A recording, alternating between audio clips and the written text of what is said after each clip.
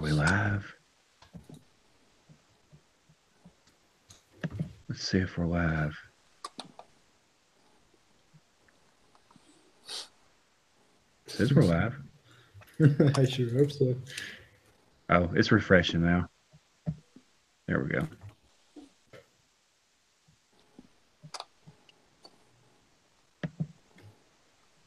Hold on, let me share the. There's Edwin. Hey Edwin, what's going on? He says you're live. You're live.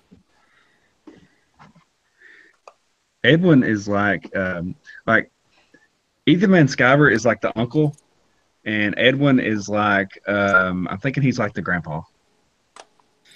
He's the uncle that gives like really dope life advice. Yeah. You know, he's like Edwin is like living in 2099 with his video messages. And why on earth is my profile picture the exploit broadcaster thing? Because you don't have one because you're generic. Hold on, I gotta change that. I'm like, why exploit broadcaster? You're advertising, man. It's called sponsorships. Yeah, I doubt I will ever have a sponsorship with like my type of content. They'll be like, we gotta sponsor this guy. He's got to get his way out of that dungeon. Yeah, like what I do is like borderline piracy with like sharing like a ton of scans of comic books in my comic book reviews. Oh yeah, that's why I always I don't show all the pages and I cut some of the page out. Yeah, I do show them all. I'm gonna get sued, guys. Did everybody hear that? Now he's gonna get arrested. I'm gonna get arrested so hard, dude. Hey, Homebreed Pac-Man, what's going on? I show all of the pages when I do reviews. Am I gonna get shut down? If they ever go back, they could say, like, if you can clearly see them and read them now, if you're just flipping through there and they can't see them, then it's fine. But if they can see the whole page, you're in trouble. Like, go on my channel right now. You will see all the pages. You'll see every page ever written. That's why they call them Grand Comics. Yeah. It's about to be Grand Larceny is what it's going to be. Grand Theft Auto. Ooh. Okay, so I changed my my profile picture, my Google profile picture into Pepe. Let's wait for it to update. Waiting. Look, you're just XSplit broadcaster. That's what you are right now. That's my identity. I'm expert broadcaster. Yes, you are you are them. You're the entity. Yeah, I'm gonna email them later on if this goes well with you guys. Just look, guys. I represented your brand pretty well. You know, if I may ask, please give me a sponsorship. Hey, nostalgia and criticism, it's okay because, you know, we're going to keep doing these every week. So you're excluded forever. You're excommunicado.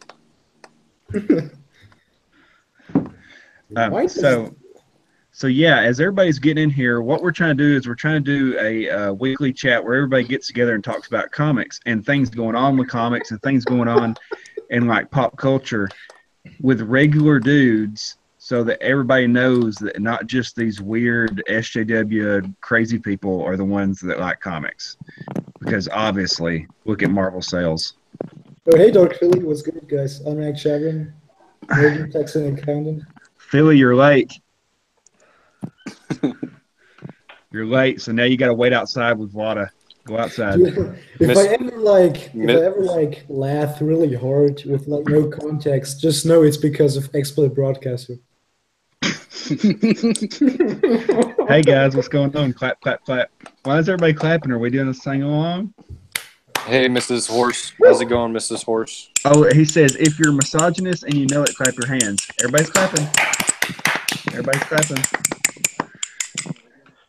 So anyway, as everybody's getting in here, let's see. We got some people in here. Who all we got? You know what I'm gonna do?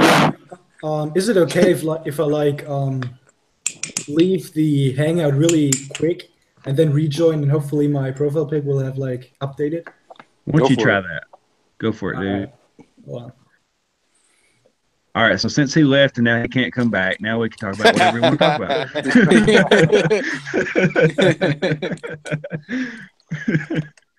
So anyway, so I want to introduce everybody.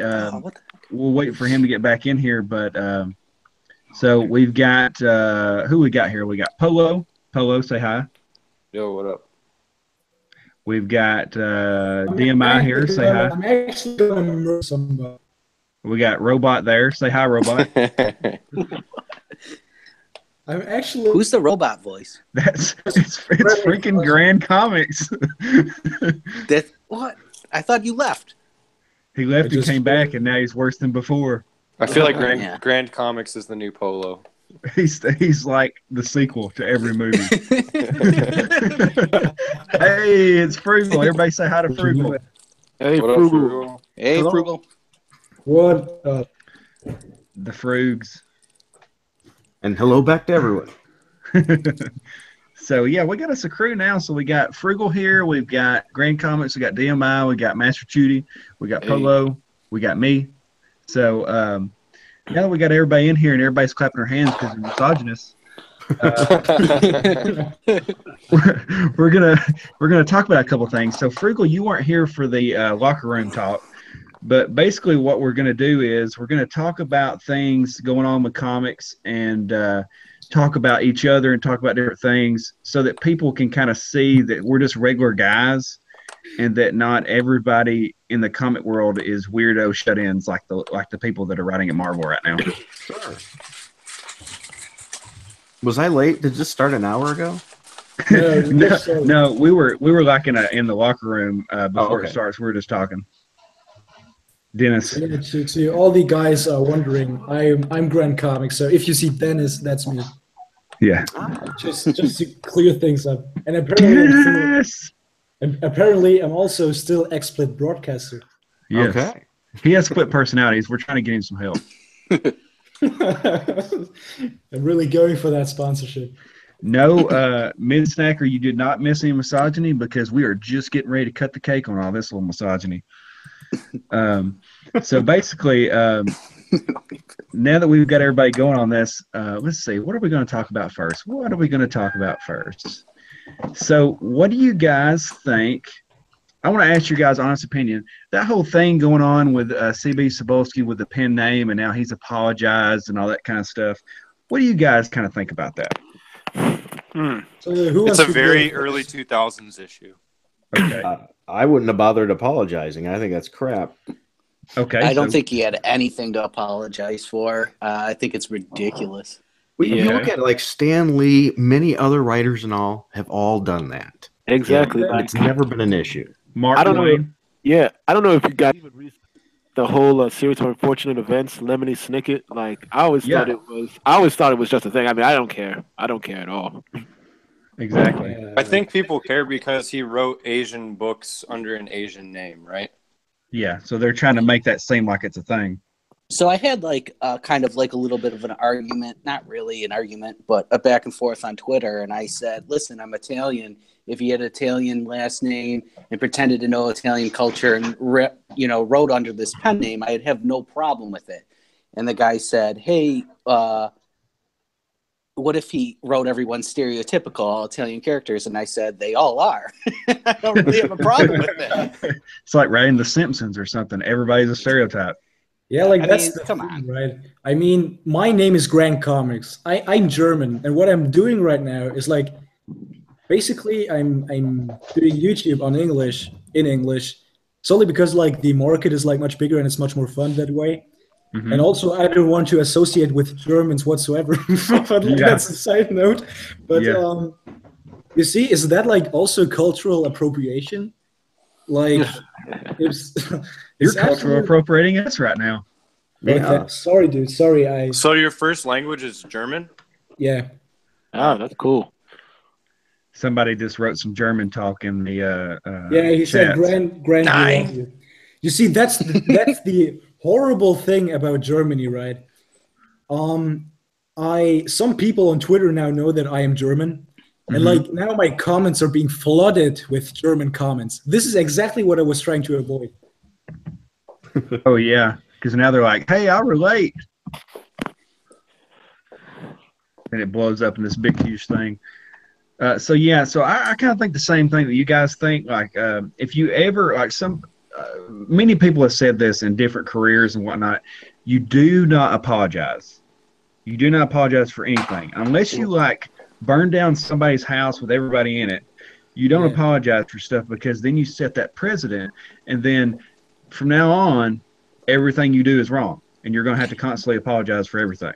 Wrong. With him apologizing, with him apologizing for this, kind of sets the tone for everybody else. He's apologizing for something that's not even bad. Mm-hmm. Look at all of his employees now that do terrible, terrible things on the internet. So don't you think that sets a precedent for them that they might need to apologize? They won't, but yeah, if he snuck that in there that way, if that was his meaning behind it, that would have been, a very good idea, but they won't. Well, I have nothing against apologizing, but only apologize if it's something you truly felt you did wrong and you should apologize for. Apologize for the media is garbage. I mean, That's exactly what I was going to say. No, you weren't. I feel like he had Go take the trash out again. Yeah, he was like really pressured to apologize. I feel like, he knows there's like his IQ has probably been, has to be like somewhere in an acceptable area where he isn't like mentally retarded and knows that he literally did nothing wrong. Yeah. So, Richard C. Meyer did nothing wrong. True. Yeah. Wrong. Wrong. But that's the thing. If you like write under a pen name, like if you would ask any Asian guy, if you would ask any Japanese guy, they would literally see no fault in it because there is no fault in it. Like, you will not see one single Asian person actually being mad about this. It's all white people. Yeah, it's all people that are not really offended, but they're, happy to find something to be offended by. Yeah. RCM took Dark Philly's sugar cubes, and you're now in timeout. What? Timeout starts now. It's for 5 full minutes. Go to the corner. See, this is exactly what my channel needed. Some Trevino in the chat wrote, "I love XSplit guy."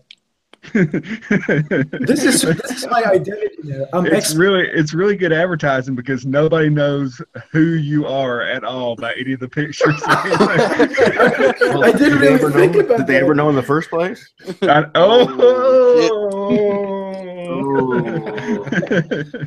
So moving on. So what do you guys think about the big announcement that Dan Slott is finally off of Spider-Man come March?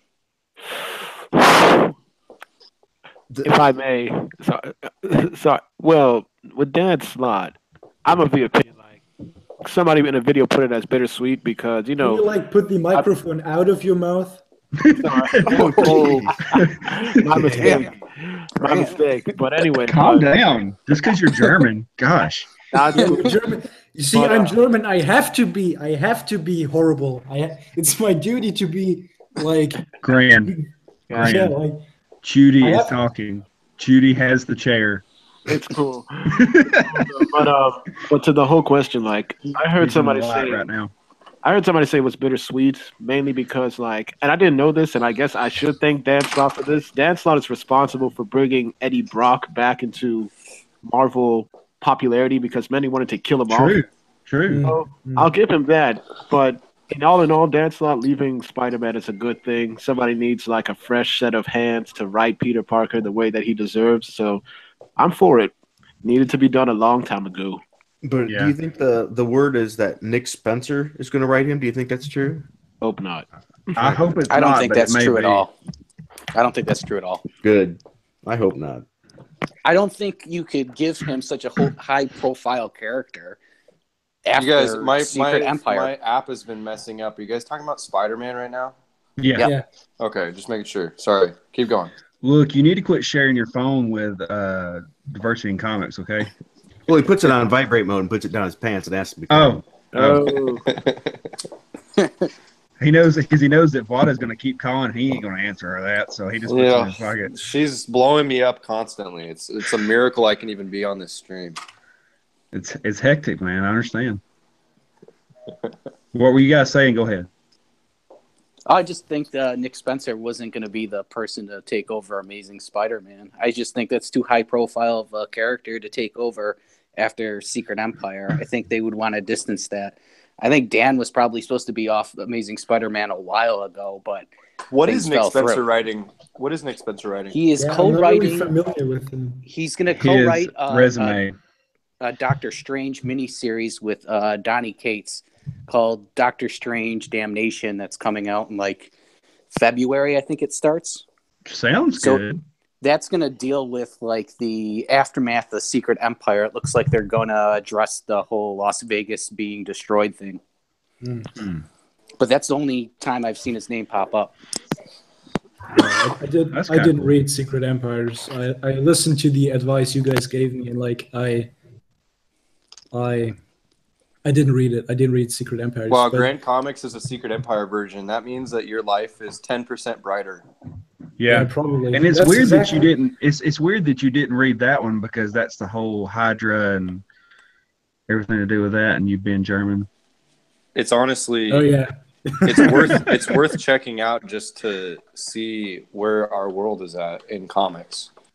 Yeah, that doesn't sound good, dude. It's down here. It's down here in the gutter. It's in the overpass with Polo right now. It's right where I'm being held hostage. I'm actually gonna go to a comic book store right now, but I'll stay on the thing with you guys. You need to go to the overpass and like take some photos and put them on Twitter and be like, just hanging out at my house, guys. Dox myself. Yeah. So basically, we're all in agreement then that Slott being off the book is probably the best thing that happened to Spider-Man since like he became Spider-Man. Yeah. Do you think he takes over a different character? What do you think? Oh yeah, they're going to give him a different book. I think he's been there too long to not have some kind of employment. Yeah, and I think it's a good idea to give him a shot on another book. I mean, yeah, give him a shot and see what happens. If he sucks, then goodbye. Yeah, but I feel like this was a change that was not really his decision. Like, I feel like this was actually done because of the outcry that Dan Slott really, like, legit, like, fights with, basically the Marvel's customers. Well, you noticed he's been off of Twitter for at least as far as I've known, several weeks. Somebody's told me now because I'm blocked by him. So somebody says, hey, if he's on or not. But dude, I found out about the greatest life hack. You just need to log out from Twitter, and you can go on the profiles from which you're banned. Yeah, it feels dickish to me, though. I mean, if they ban me, you know what? I felt like Snake when I did that. It was like really sneaky. Well, it's funny because I'm like blocked by all these people, yet I see their tweets all the time because I get the screenshots throughout my whole timeline. So it's like I'm not even blocked by them. If I went in and I honestly wish I didn't know. I wish I didn't know what you guys are talking about, but I do because I used to stalk my ex-girlfriend. Yeah. See, I don't want to go on some. you and Gran used to stake out your ex-girlfriend. Y'all would just sit out there in the bushes. I don't want to go on to somebody's thing through another account or something too much and stalk them because I'd feel like a piece of slot. Right? I wouldn't do that either. I don't know. I just feel weird, but people have like screenshots all the time. Yeah. Somebody said Dr. Zim Zer, like him, her, like pronouns when they're talking about Doc Ock. Yeah, that's why I just laughed. And somebody's like, but So yeah, that's good. I'm glad that's finally happening. And it's funny, it's almost like when you got rid of that upper management that was letting that bad stuff happen, things started changing. It's crazy how stuff like that's work. It's almost like when you get a different president, different things happen. I don't know. It's nuts. I don't know. It's crazy, guys. It's a mystery. It's a mystery. But anyway, so we're talking about those things. We got those canceled books out now, and DMI probably would be somebody good to talk about with this because we got all those canceled books coming out, and you can kind of tell us like if any of them are even selling. Like you've got America, you've got what was the Gwen book? Gwenpool actually sold pretty well at my store. America, I literally was buying like 3 copies, and those were just for pull bags. There was nothing to the floor. I had ordered like 15 issues, I think, which is really low for Marvel #1 when that first started, and I have like 10 #1s still left. I can't give them away. Wow. America's probably the worst selling book that I've had from Marvel in a very long time. Really? They're getting rid of Luke Cage, America, Iceman. Okay. What else? None of those books sold for me. I actually thought Luke Cage was okay. I wouldn't say it's run out and get material. It was just okay. And the only Luke Cage that I liked was him in Defenders. He was all right in Defenders. I liked the Defenders, but I'm a huge Luke Cage fan, and the artwork in Luke Cage was very boring. It was like all life without copy. Yeah, it just didn't sell the book. It did not make a book. You must have loved the Samurai Jack Luke Cage. Right? Right? It was different, right? It was different. I'll give it that. It was different. But I'm going to miss the Defenders. I actually liked the Defenders book. Defenders wasn't bad. Brian Michael Bendis actually cared about what he was saying. I thought it was pretty cool. I liked the Black Cat being in it was cool. Yeah, it was above average. You know, it wasn't just spectacular, but it was decent enough that you want to kind of read it. I feel like that book was like just for the Netflix series, and then of course his deal went through to go to DC, and they're just going to say, hey, he wrote whatever his first year of stories were, and we'll move on with it. But it's a cool team, you know. Unranked Chevron says Captain Frugal heretic. Well, just for record, I didn't say it was the best book. It was an okay book. Somebody's Dark Toy's like pew pew pew. It was one of the Marvel books worth that I'm willing to read right now. We'll put it that way. What number did they get to on Defenders? Like 9? I think they're going to get to 10, and that's going to be the last issue. They're going to get the double digits. Mm-hmm. Wow. To be fair, too, I'm also a major fanboy of Luke Cage and Iron Fist together. Oh, yeah. Wait, you ship them? Is that what you're what's saying? The verdict on Marvel 2-in-1? I didn't get it. I'm probably going to pick it up right now. I love Marvel 2-in-1. I thought it was fantastic, and I'm not a huge fan of Chip Zdarsky's writing, but I thought what I'm really saying. did Do a I great even job. pick it up because that guy wrote it? Like, go for it. Yeah, definitely. I know the art is good. Jim Get Chung it right now. right? Isn't it Jim Chung, the guy that did Young Avengers?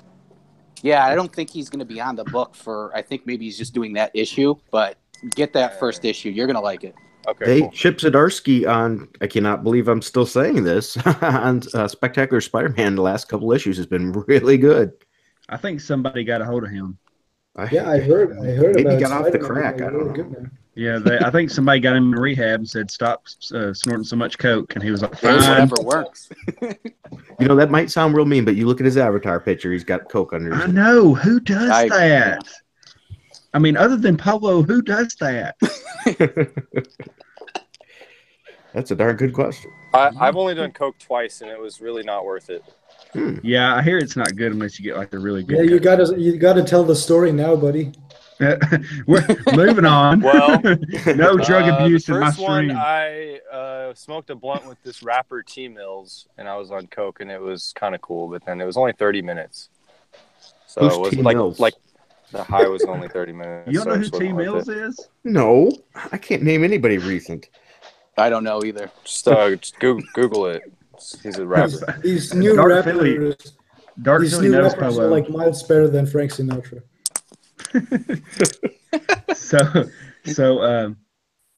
We're gonna do something fun here in a minute, but I've got one more question we'll do. Then we're gonna kind of amp this up a little bit. But so they just released a photo of like somebody that they had picked for the Batgirl. And they're trying to push the Batgirl, Batgirl characters. They got the Teen Titans coming out, and they were like, who'd be good? We need to get Haley Steinfeld. That's who they had picked as the Batgirl. And I was like, oh, okay. What's her name again? Haley Steinfeld, the singer. The one that was in that Pitch Perfect movie. I'm obsessed with her. She's my favorite of all time. I know. Can't stop listening to the song "Starving." It's my who's that? Oh, I know. I don't even know who she is. Dude, I just She's Googled so her. gorgeous. She looks Pretty like that movie. We're I too think old she's for in that. a movie called 17. She's like, I think somebody told me I think that she's like 20, 23. Get out of here. But they have a lot of these She's not older 23. pictures. She's really young. Yeah, but There's she's no at way. least 20. Like they have a bunch of older She's pictures. 21. She's legal. Okay. She's 21. She's legal, okay? She's legal. Yeah, I mean, Gran knows. She was born in Just ask Gran. 1996. So how old is she? By the way, She's 21. She's 21. Yeah, she's 1 year older than my brother. just a quick fun fact here. The age of consent in Germany is 14. Oh, good to know. It's basically the Alabama of Germany. So, I'll write that down. My daughter will never go. No, Underground Geek, if you want to come around, you will be familiar. you're wrong. You're wrong, man. You're wrong because first of all, you didn't mention that they have to be cousins. So you're off on that. Oh man. So just dip out of that one. Yeah, like if I had a cousin and she was hot, I wouldn't blame you. Yeah, I understand. It That's a happens. quote. It happens to the best of us. I did have a married in cousin. I did have a married in cousin one time that hit on me, and I was like, "Get out of here! Get out!" That was of my after you house." kicked her out of bed, right? That was afterwards. Yeah. It was like, "Get out of here! Get!" That was after the post-sex cigarette. Yes. And then I was like, good game. See you later. I thought it was during with the cigarette. But okay. You played well. No, it's dip. You gotta do the chewing tobacco during that. That's the. Oh yeah. Can you imagine cleaning that shit back up off those sheets? Oh, gross.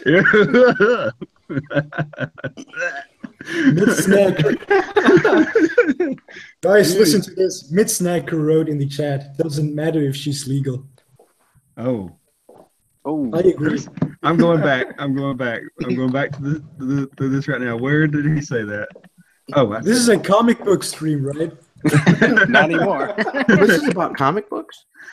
Well, if you go by that though, then that means like how old is Wonder Woman at this point? She's like 70. Yeah, right. Like, how old is Wonder Woman at this point? She's not like human. She's superhuman, right? Like she's Amazonan. Well, she also doesn't age at. Yeah, she's like the Highlander. There can be only one. Yeah, there can be only one. This was a stream about comics. So yeah, let's get. So I was talking about Batgirl, and then I said Haley Steinfeld, and Polo's ears perked up. But all right, let me look this person up. It's Haley Steinfeld, and Okay. they said that they picked her, as a probable Batgirl. But I want to hear you guys one at a time, starting with Frugal. Tell me who you would pick as the new Batgirl. I can't really see her from what I'm seeing here in these pictures as Batgirl, but okay. I'm not a good person. I'm not a good person to ask for that because I am not up on actors or actresses at all. So we're skipping Frugal and we're going to Chudy. Do porn stars count? Yes. No. Come on. Oh, come on. You can't There have goes like my Alexis pick. Texas as like Batgirl. I don't think there would be any detecting to get done. Yeah, probably. And probably not much watching by me either. Mm-hmm. So Chudy, are you there? I don't hear you. I think I think something's wrong with Chudy. I think Chudy's. I'm still here. I'm just at a comic shop and it's kind of loud. Is it loud? No. I Live think Chudy, from the comic shop, Chudy. I think Chudy flatlined, guys. Somebody go to Chudy's house and see if he's still alive. He He accidentally needs to hang up and call back. But anyway, so we'll go to DMI. DMI, who do you pick? Oh man, I wasn't prepared. Lena Dunham. Lena Dunham. Not Squirrel Girl. Lena Dunham. Oh man. Hot actress 2017. I guess I had somebody picked out. I was kind of thinking, shouldn't we go with a redhead or somebody that at That's least what I would think. kind of looks Mhm. better as a redhead? That was what I was thinking. Like, I was isn't thinking like hair color though. I was isn't thinking somebody Batgirl- like. Oh, Trevin 286X said Rachel Maddow. Oh, I was thinking somebody like Kate Mara, but I think at this point she may be a little bit too old. But that's who I wanted to pick. Hmm. Mind Snacker said Emma Stone. That's what I wanted to say. Oh, I'm a Stone. That could work. Oh, that might be. Mid-snack, Aaron Gillen is good, you too. took my Is that the point. chick who played Gwen Stacy? Yeah, I think she Yeah. may be too funny for this. I don't know if is Batgirl that humorous? I thought she was a little bit more. Is That's she? a good Is she? question, actually. Does she have that much comedy? She does have one-liners. She tends to like to have little quips. Okay, like- I guess that could kind of work. I'm just kind of I'm kind of Emma Stoned out at this point. You know, for lack of a better word, she's in so many things now that I'm kind of like, can we talk about somebody else? I can't say I've seen her in hardly anything, but I don't watch a whole lot. So I'm actually right. obsessed with Emma Stone. Oh, That's crap. not- Oh, That's not Whoa. Master what's Q, going on. you okay? Hey, Ian, so joining us now. Oh, you can hear me now.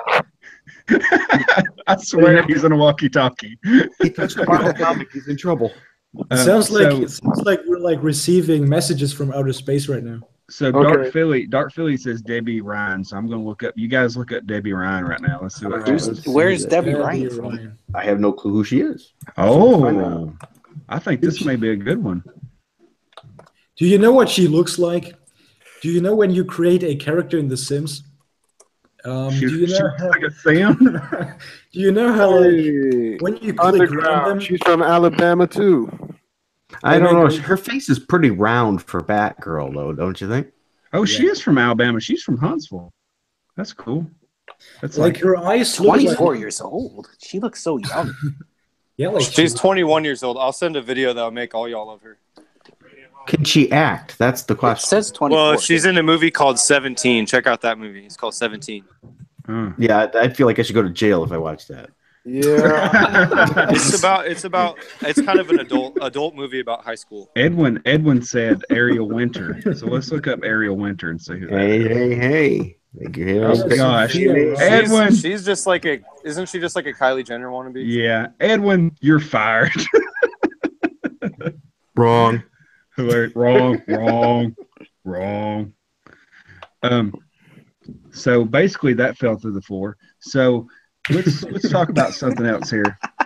I do like the one that she said though. Who did she say before who was the redhead? Debbie Ryan. I think that may be a good one. Yeah, that looks I good. agree. Yeah, she looks very close to Barb in an odd type of way, I think.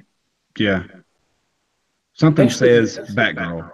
yeah, like imagining her in like the suit and all, it actually could work. Edwin. Sporkman Studio says Bella Thorne. Who's that? Oh my god. Don't Another look that YouTube- up. Don't Don't Google that. Don't look it up. No. I'm glad you told me no then.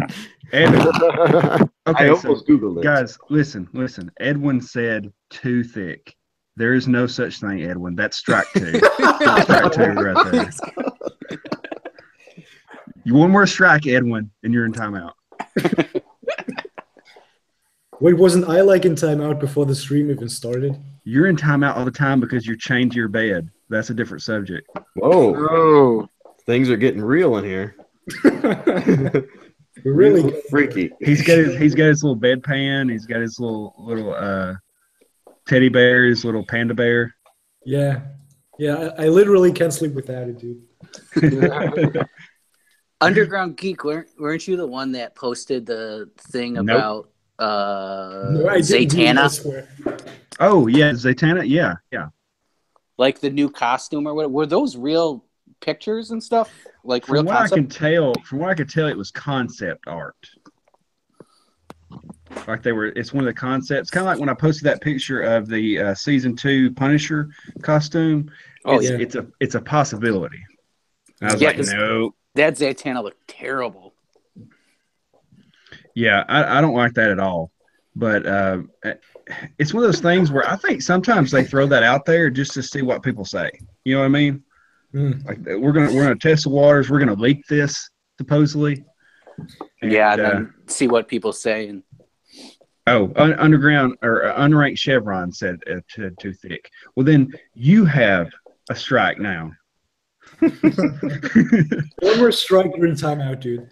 No, he's just got one strike. He's still good. He gets two more. If he gets one more, though, he's got to like go in the corner and count to 10. He needs to go to the thick camp. So yeah, I mean, I really hope that's not the thing, because basically that Zatanna that they had picked out looked like one of the Runaways. Like it looked like some kind of emo boy band. Yeah, like angsty teenager kind of thing. I don't really understand where they're going with that. I mean, Zatanna wears like a top hat and a magician outfit, and you're like, you know what would be good? A Metallica t-shirt with holes on it. You know, she looks a lot like she hasn't grown out of that face. Yeah. And it was wrong. It was wrong everything. It was like, how many things can we get wrong with this? Yeah, and I was like, yeah, I picked Demi Lovato because of reasons. That's who I want. Yeah, she was pretty good in Camp Rock. Oh boy. Wrong. So I still have to find out who like initiates the wrong, because it sounds like out of a soundboard. It's a unison. We're all in unison because all of our misogyny is the same. Oh yeah. It's all in chorus. We're all part of the patriarchy. I forgot we're like a hive mind. That's right. But so I've got some fun stuff for us now. Is it on a different channel or? It starts as soon as you leave. Oh, there we go. That makes sense. But so I want to ask some man questions now. We're gonna ask some man questions and I need some good answers. So I want to know, who do you pick? Who to you, one at a time, is the manliest DC character to you, hero wise? When you think of everything that equates a man and manliness, who do you think of? Oh, I got this. So, Frigel, you got it. You go first. Superman, no doubt. Superman, you think so? Yes, absolutely. All-American, does the right thing, attitude, family man now, with good values. He's the man. He's the man. Okay, so DMI, who do you pick? I would say Hal Jordan, Green Lantern. Yeah, I can see that. Yeah, he's like, the Chuck Yeager kind of type. Dark Philly said Lobo, and Hydra Hut said Namor. But Namor's not DC. Yeah, I know. It's okay. He's trying. Right. He's trying, dude. That's a strike. That's a strike. Someone says Batman on here, and I disagree. Well, that's okay. I mean, nobody's perfect, so. Aren't we like discussing the perfect man? So, Dennis, Grand Comics, who do you pick as mainly? I actually have to agree with Bruce Wayne Batman, and the reason why is, hey Donna, he's not superhuman, but like he really beats the odds and like pushes himself to like almost superhuman like boundaries, and that in itself is like as manly as can be. Like they did say that they thought that Batman was a meta, like that's how awesome he is.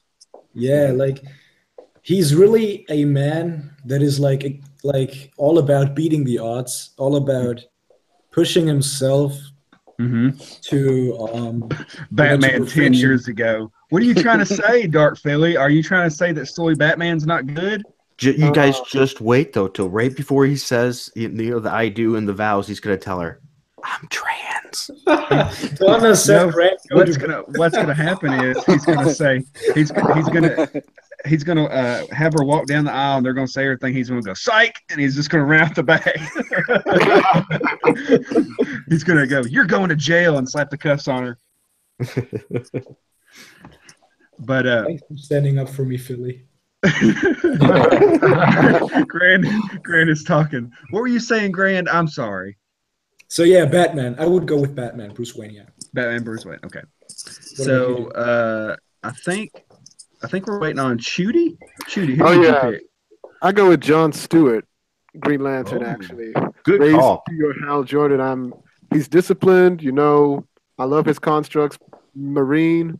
He kicks ass. I like Jon Stewart. I think he's the manliest man in DC, to me at least. He is very take charge, and he is very masculine. So we're waiting on Polo. Whoever beats Weman is the best. Yeah. Oh. Wait, I'm sorry. What was the question? a swing and a miss. What was the question? Polo, when you think of DC heroes and you think of manliness, who do you think is the manliest DC hero? Batman. Batman? My boy. Hey, somebody said Guy Gardner. I mean, I would say Batman just because he's not a metahuman. He's just a human.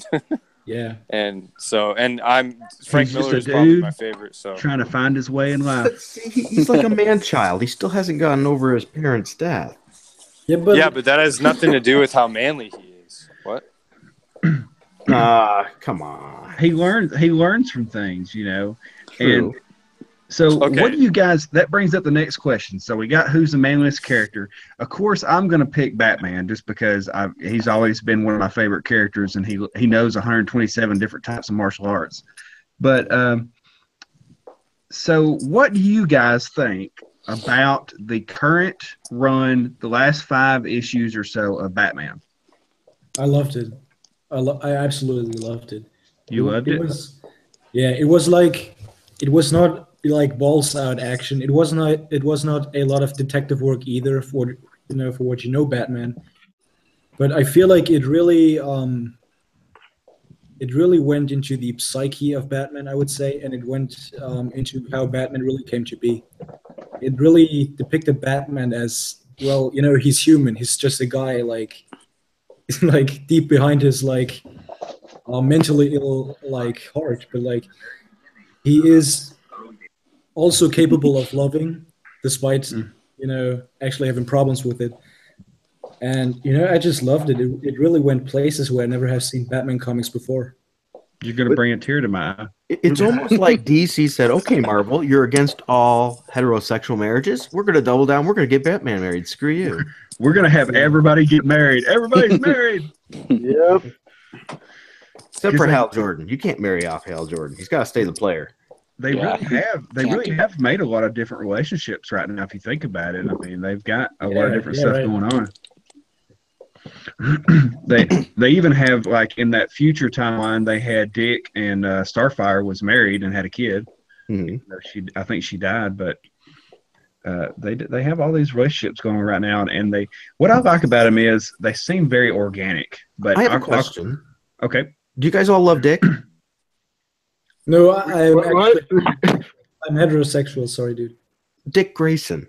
Oh, okay, not penis. I love Dick. Speaking of that joke, that reminds me of where the girl. Seriously, do you guys love Dick Grayson? I mean, I think almost everybody likes Dick Grayson. The ladies love him. I think all the guys I talk to find him a very interesting, good character. He's pretty awesome. I mean, if you was going to pick somebody to be the next Batman, I think that would be who you kind of want it to be. Yeah, see, I think everyone loves Dick. I know it sounds terrible, but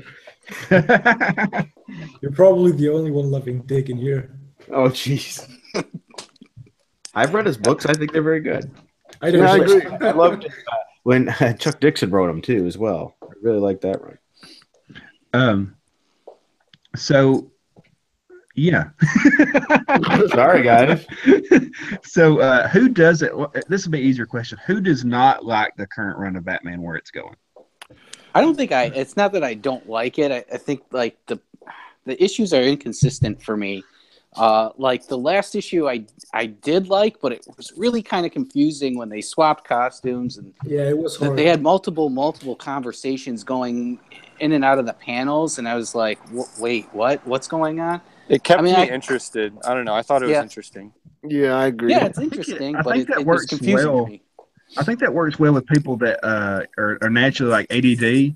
They're able to keep up with it pretty quick. But yeah, it does. I agree with it. It does confuse you a little bit. I like the annual number 2 that came out a couple weeks ago. I really love that issue. I like that. That was good. Yeah. And it's so weird too. Like you think reading that, and you think like if somebody was to tell you the premise behind it, you would go, "That is the most beta male thing I've ever heard in my life." But then you read it, you're like, "Oh, tear." Yeah, like. But I don't think they're gonna get married, though. I really don't think it's gonna happen. You think she's gonna get killed or something right before it happens? No, I think she's gonna turn on him. She's gonna turn on him for some reason. I was talking to Geek about this. I think she's gonna turn on him, and it will be not of her own doing. Someone will be messing around with them. Somebody's pulling the strings, gonna make her do it. Yeah. Yep, and he'll end up hating her. That's gonna. Yeah, could be Ra's al Ghul, absolutely. Or Bane. Bruce could be Bane. Bruce is going to walk in and see her nailing Tim Drake, is what you're saying. Tim Drake's like, I have to kill Catwoman to save the future. There you go. Basically, Tim Drake's come back and he's like, "Hey, I don't mean to bother you guys, but I have to kill like everybody on the team to save the future. But I'm only going to tell you about one at a time as I'm killing them." Yeah, that's an interesting thing, you know. And I'm a big Tim Drake fan, so I'm interested to see where that's going. Yeah, and it's like the Batman thing to happen too. It's the Batman thing to happen that the marriage actually doesn't take place. You know, Batman has always been lonely. Yeah, that's true. I think it's that tragedy. Batman is definitely manly. Everyone has their problems. His problem just so happens to be that he's not over his parents' death. That doesn't make him not manly. There's a lot of people that have that problem. There's a lot of people that struggle with that kind of stuff. So I can kind of relate with the issues that he has about certain things and everything. So I think that's why I kind of like the storyline. Yeah. But I understand why other people don't like it, because I have, certain people just like bare knuckle beating bad guys Batman. I mean, that's what they want. Well, Modern Comic Rocker brings up a good point. He said King stated he wants a happy Batman. And out of all the issues of Batman, how much happy Batman have we ever really had? Never. Yeah, so it would put a new, very new arc on it. Well, he hardly even shows. A long time ago, back in the 60s, right? Oh yeah, he barely shows it now because people don't notice. Like people say, "Oh, he's a wimpy Batman. He's blah blah." But if you'll notice when he's talking to Catwoman and these other stuff, he's still very stoic, and he just kind of makes these gestures and noises and stuff, and she knows what he's talking about. Literally, the only thing he said in issue 37 was no. Yeah, over and over again, no. Well, I think they've made a lot of changes with Bruce's character slowly over the years. Now with the family and all, having all the kids together, really starting to bring more of a family man aspect to him.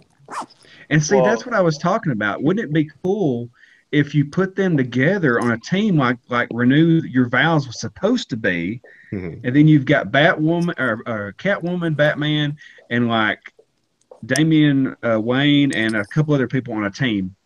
Kind of like Detective Comics, where they're doing different adventures every month. I think that'd be fun. Yeah.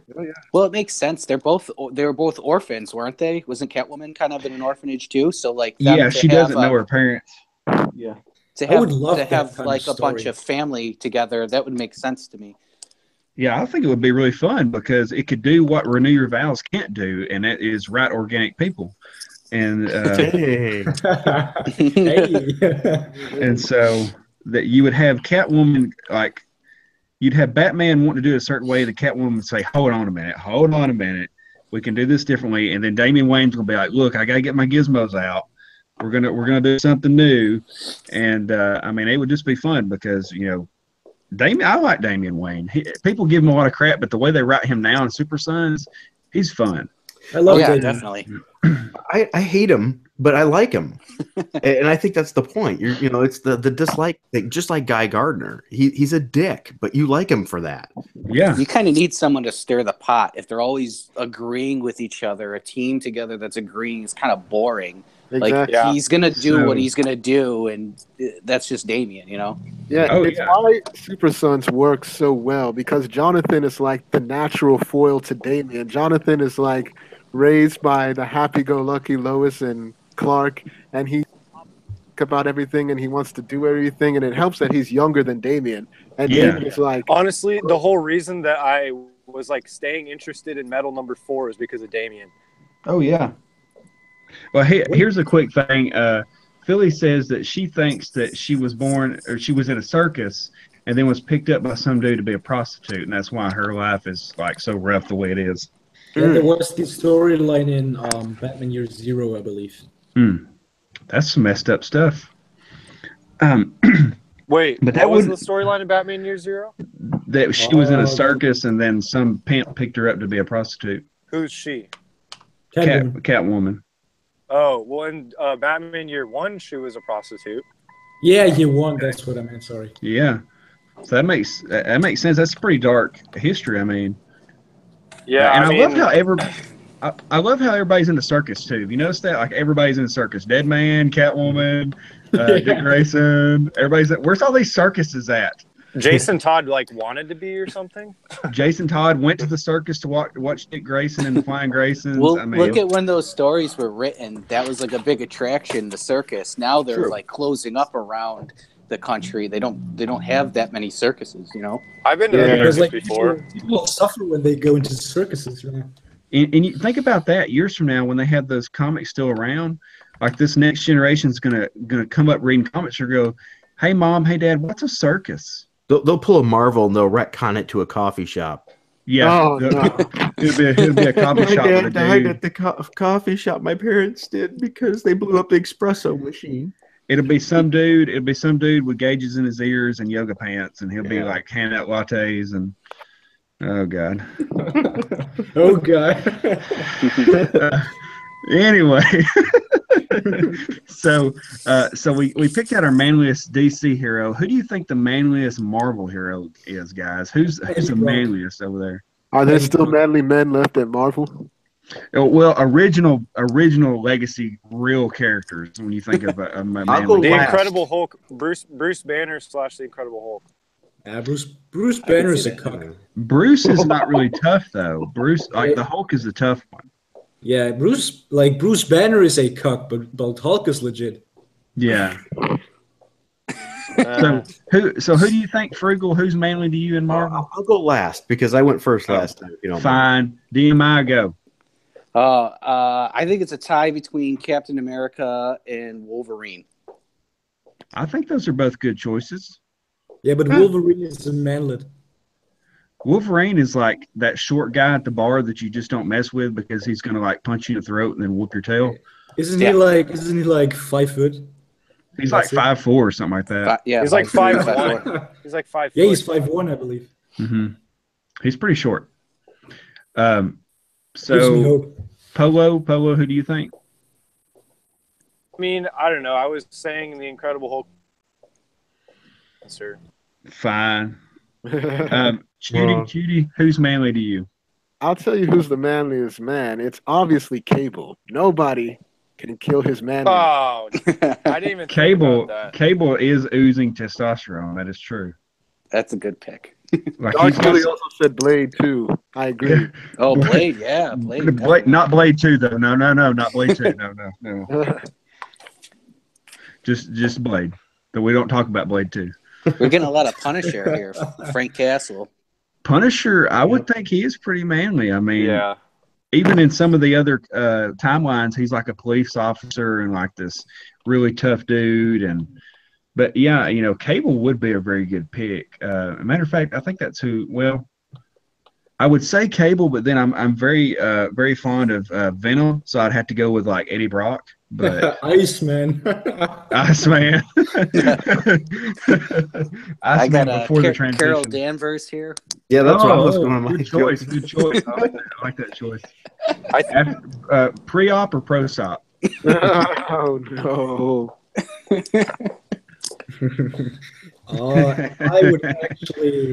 I would have to go with Eddie Brock, which is the first host for Venom. Yeah. Eddie Brock on his own is like the biggest Chad in like the Marvel universe. He is Chad. Like when they draw Chad, they draw Eddie Brock. Yeah, like I believe like when he has to go to a hospital like to draw blood, I believe like every single pussy is wet. Ding ding ding ding. I thought that's when Tony Stark walked in the building, but okay. Oh, that's true. No, like Eddie Brock, he's legit. Like somebody strive to be like Eddie Brock. Somebody said Marvel. How what do you guys think about Marvel? How about the ladies in the, comment section? Who would get you first? She-Hulk. Tony Stark or Eddie Brock? If what now? If what's what's who would they take? Tony Stark or Eddie Brock in the comments? I think they're going to go with Tony Stark because he's got his freaking money. Well, Dark Philly said what Eddie I wanted Brock. to say. Now, Dark Philly says Eddie Brock, but you got to say this: if you're at a bar and you see Tony Stark dressed like Tony Stark sitting at the bar, and you see Eddie Brock dressed like Eddie Brock at the bar, who do you think that girl's going to go talk to? Well, once they see the dollar bills hanging out of Tony's pants, it's game over. And once they see Tony's like expensive sunglasses he's got on, they're going to be like, "Oh, okay. Is that your BMW i8 outside? Oh, okay." It all depends on the girl, though. That really That's true. Come on, you're saying that women are materialistic. It's almost like that's what I'm saying. Yes. I'm not denying that. Yes. And let's be honest, men are materialistic too. Yes, they're just materialistic to a different material. Yeah, like, who doesn't want a sugar mama? Am I right? Somebody said, "What's my favorite indie comic?" I don't. What's considered an indie comic? Anything not as a big two? Yeah, definitely I would say. Rex. No, like isn't like but Image I would say Image, Boom, any IDW, Titan, any of those. I'm gonna. publishers. Well, I've been reading Mighty Morphin, and I've also been reading Go Go Power Rangers, and I really like Go Go Power Rangers, and it's funny because I picked it up because Guriharu does the covers. Yeah, and then I think his name is Macaw does the inside, and when I read the backstory on the guys that do Go Go, the guy that writes it and the guy that draws it are huge Mighty Morphin Power Ranger fans. Like that's the reason they wanted to do the book.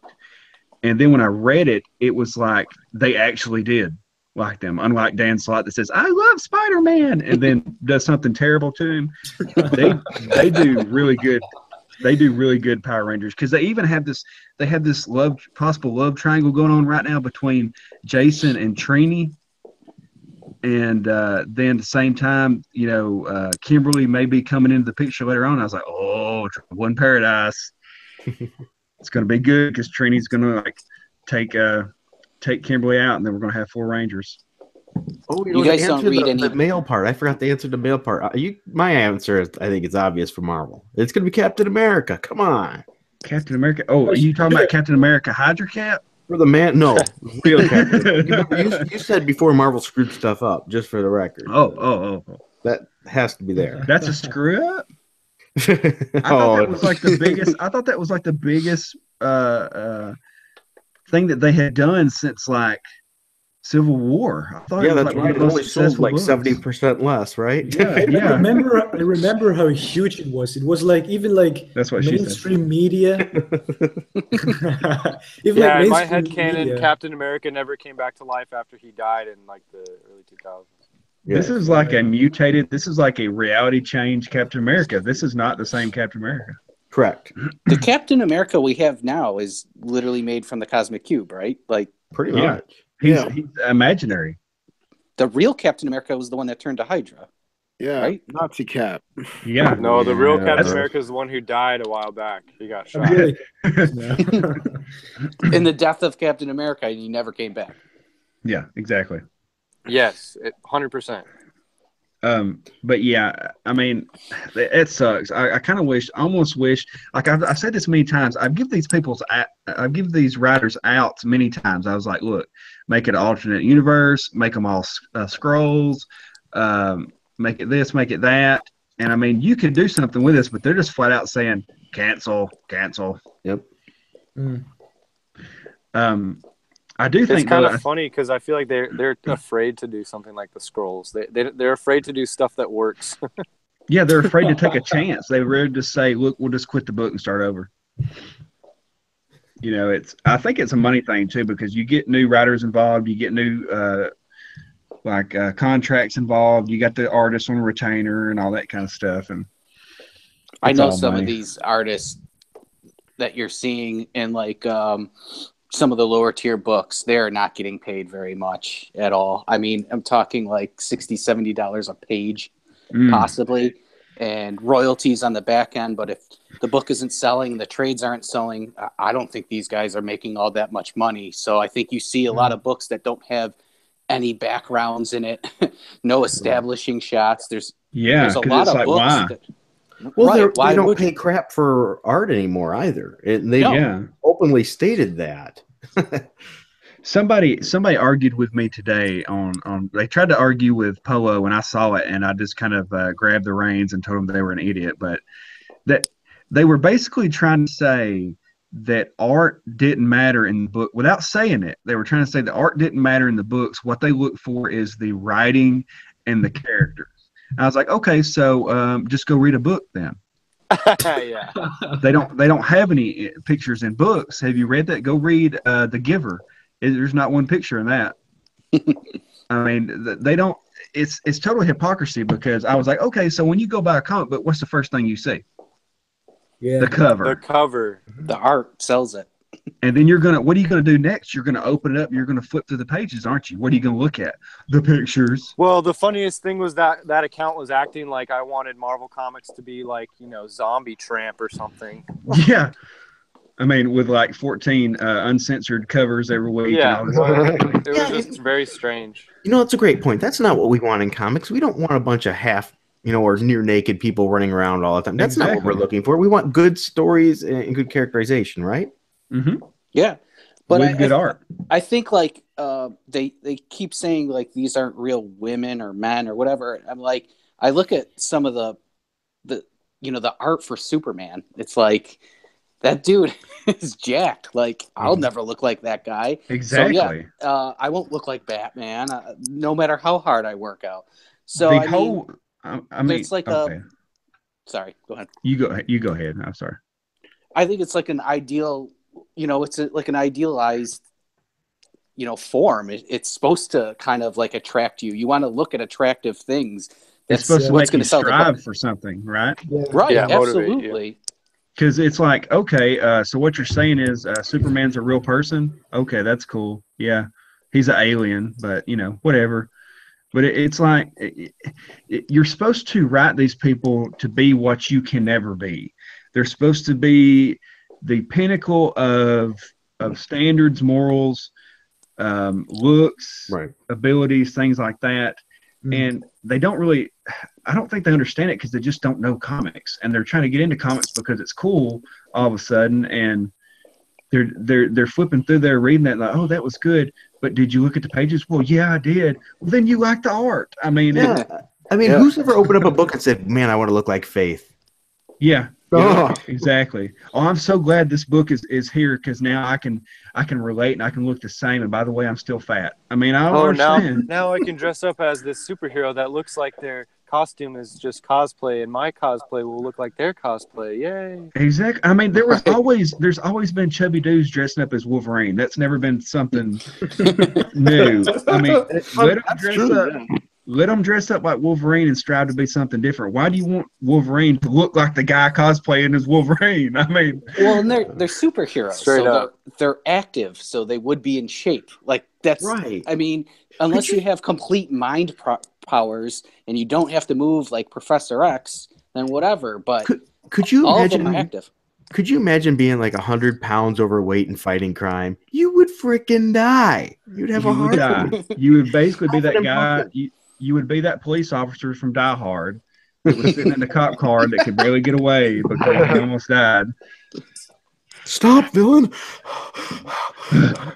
Go get him, rookie. I'm catching up. At the end of the day, comic books will always be about escapism.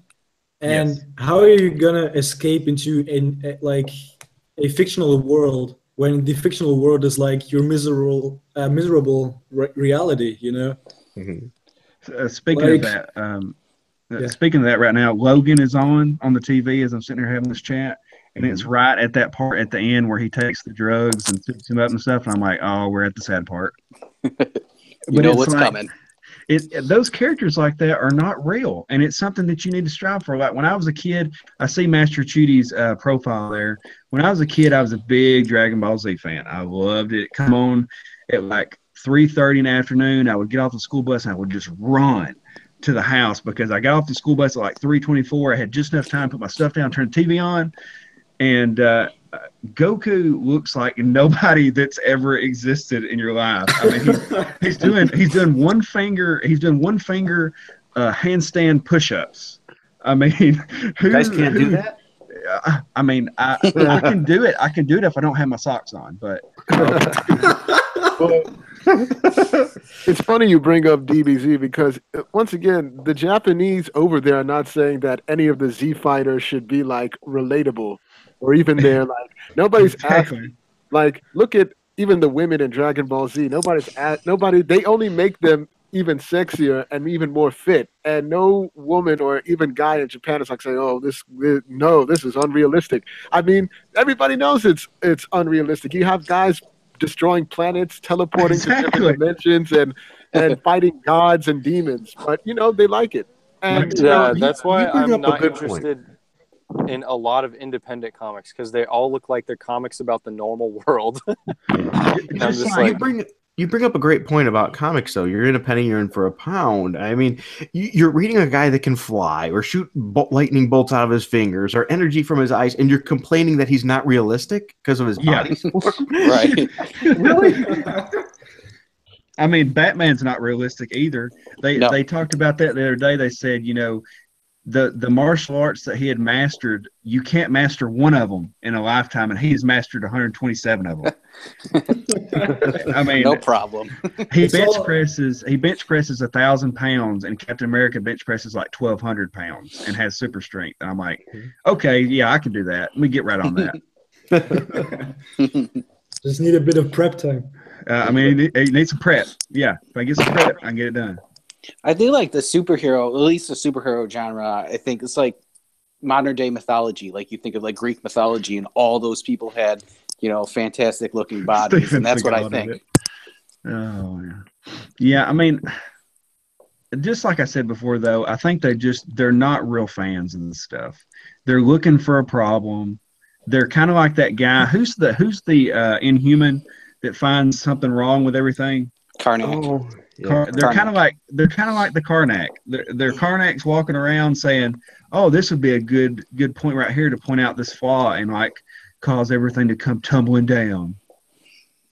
I mean, it's kind of like that scene on X-Men Apocalypse where he's like, "We'll tear down everything they've built, and from the ashes build something worse." So enough about depressing stuff. So we talked about the manliest characters. We talked about DC and Marvel. And who do you think, who in your mind in DC is the best looking female character, hero-wise? Catwoman. Catwoman. It's like instantly Catwoman. Yeah, like if Catwoman, like if she would look at me, I would not instantly. Too much information. This is a three-way tie between Supergirl, Starfire, and oh my gosh, it just left my mind. What's Power Girl's cup size? Oh, gee. Infinite. Oh, it was Huntress. That's her superpower. Huntress was the third one. 100,000. Oh, Huntress. Yeah. Well, see, there are a lot of fine DC women. That's the thing, though. For me, it's also a three-way tie, but I would say Vixen is one that I really like. I like how the chat is lighting up. Yeah. But anyway, Vixen. I would also say. I would also go with. I'm trying to think. Dang, there's somebody who can. I'd also go with Zatanna, who's also can be Amanda Waller. Yeah. But you're a mean lady. But the last chick that I think has been drawn very well, who I think is now very Artemis from Red Hood and the Outlaws. Yeah. She is one of the finest women in DC I've seen recently. Like she's 100%. I agree with that. Yeah, she's fit, she's strong, she's like confident, and she looks good. So yeah, I definitely put her there. Yeah. All right. So who hasn't stated theirs? I think definitely Zatanna, and I would have to say I actually like Raven. You picked two magic users. Yeah, I guess I like that. They're good with their hands. But it's turn you on when they can like perform magic tricks. Ooh, someone said Black Canary. That's another good one. That is a good one. I like that one. Matter of fact, I'm going to take that little note and I'm going to put it right here on this list.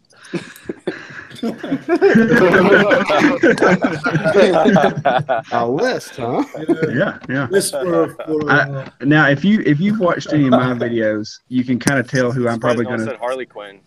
Oh no! So wait a minute. Wait, don't joke yourself. Nobody's watched your videos.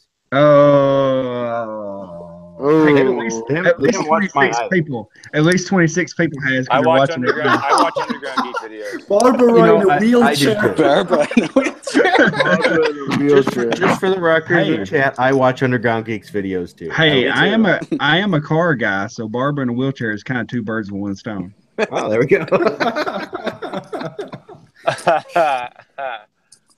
I guess she can't defend herself. Oh, so that'd be more Grand's kind of girl then.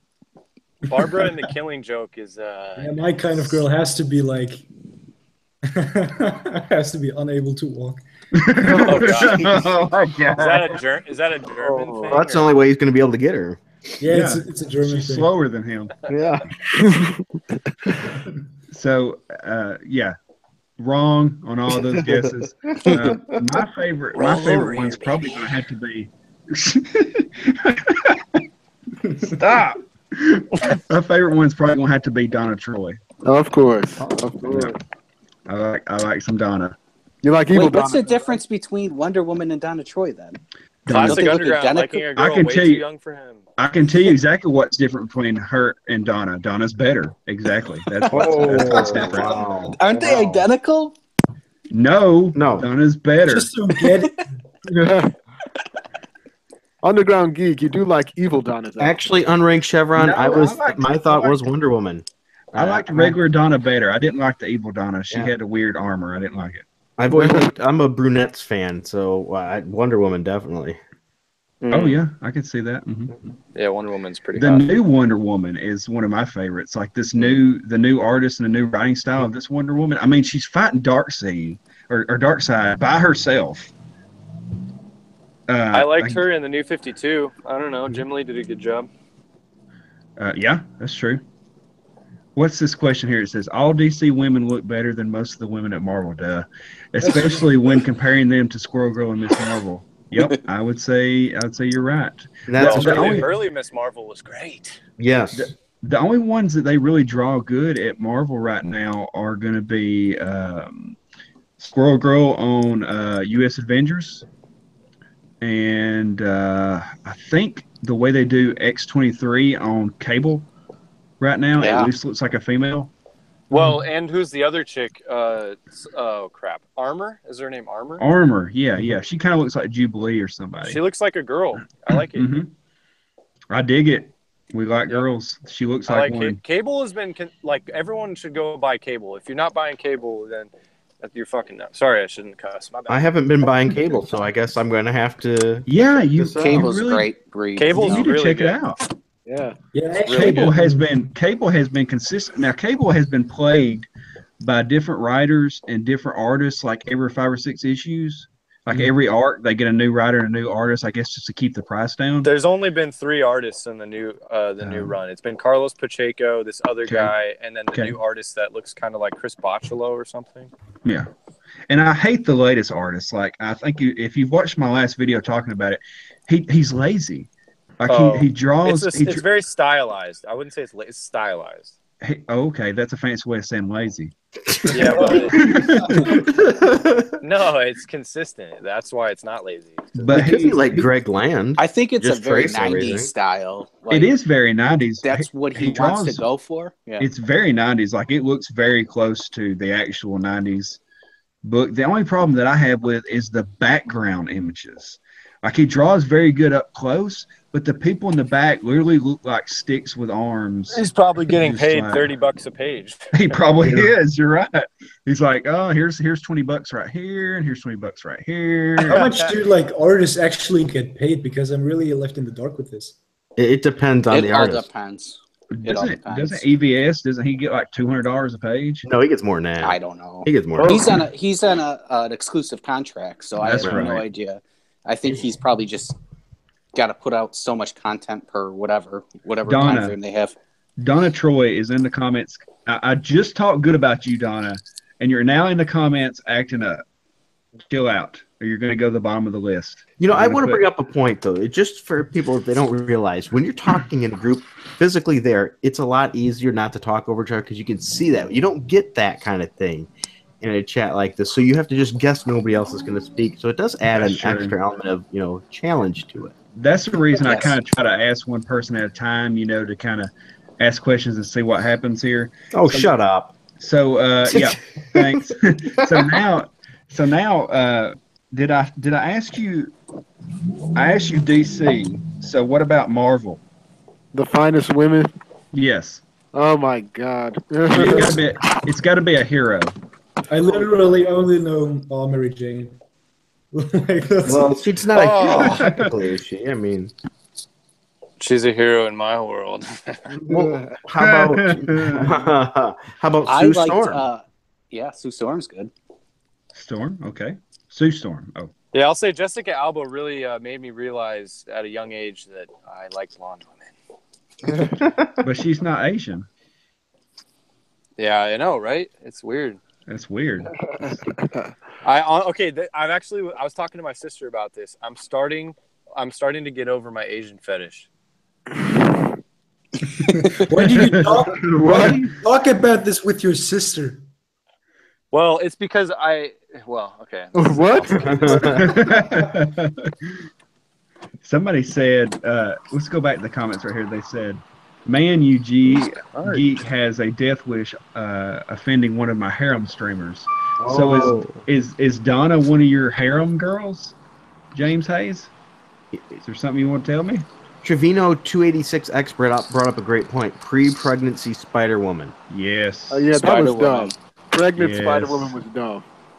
Yes. But so I can say yes. Scarlet Witch, I have to agree on Rank Chevron. Yeah. Dark Philly says She-Hulk, all them legs. Back in the day. Dark Phoenix. Oh yeah, Jen Walters definitely gave young Polo You guys know right that Dark Philly is really a guy, right? Like y'all know? Yeah. Let me say this. Okay, I'm saying this live on stream for once. There is no way Dark Philly is real.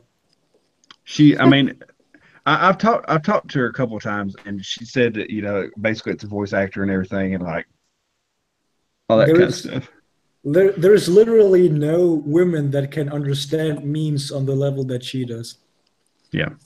So I figured that out pretty early on. And then the DMs, I was like, "You're a dude, right?" And I was like, "Yeah."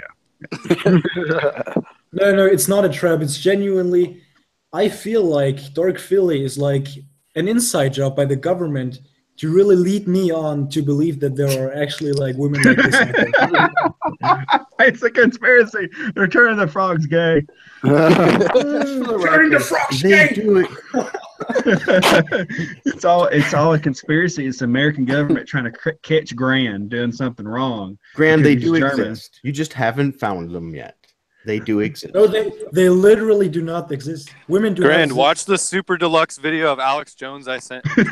Hey, my wife loves comic books. My wife loves football. She loves playing video games like Doom. They exist. Frugal, how do you know your wife's real? What? We've been married over 17 years. I better know by now. You got a couple kids, right? Yeah. How do you know? How do you know you're not living in like virtual reality or something? What if it's like Agents of S.H.I.E.L.D. where you're like in that fancy land? Well then, hey, it's all good. I don't give a crap. That's true. Enjoy that fancy land, dude. That's right. Take the blue pill or take the red pill. They just give you both pills and put you in a machine. I prefer the pill so she doesn't get pregnant. That's a different story. She buried his child. Donna Troy says she buried his child. So me and Crypto just got home from the comic book store, and I picked up some Marvel books and DC. You guys want to hear what I got? Did you get Marvel 2-in-1? I got Marvel 2-in-1. All right. Got Super Sons of Tomorrow Part 1 and Part 2. Nice. Excellent choices. Hawkeye and the Winter Soldier, Tales of Suspense, and I got another copy of Dark Knight's Metal and X-Men Grand Design.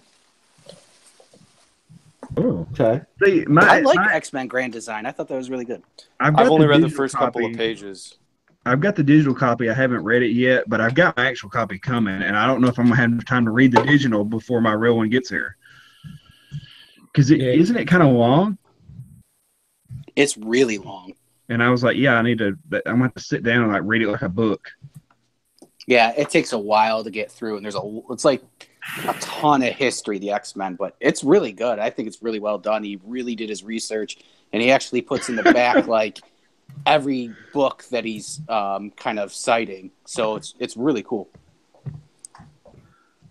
Donna says your boy Zach just dropped a video about Joe Glass. Yeah, Donna said I'm joining ISIS soon. She said you're gonna come here and join ISIS. Oh my god.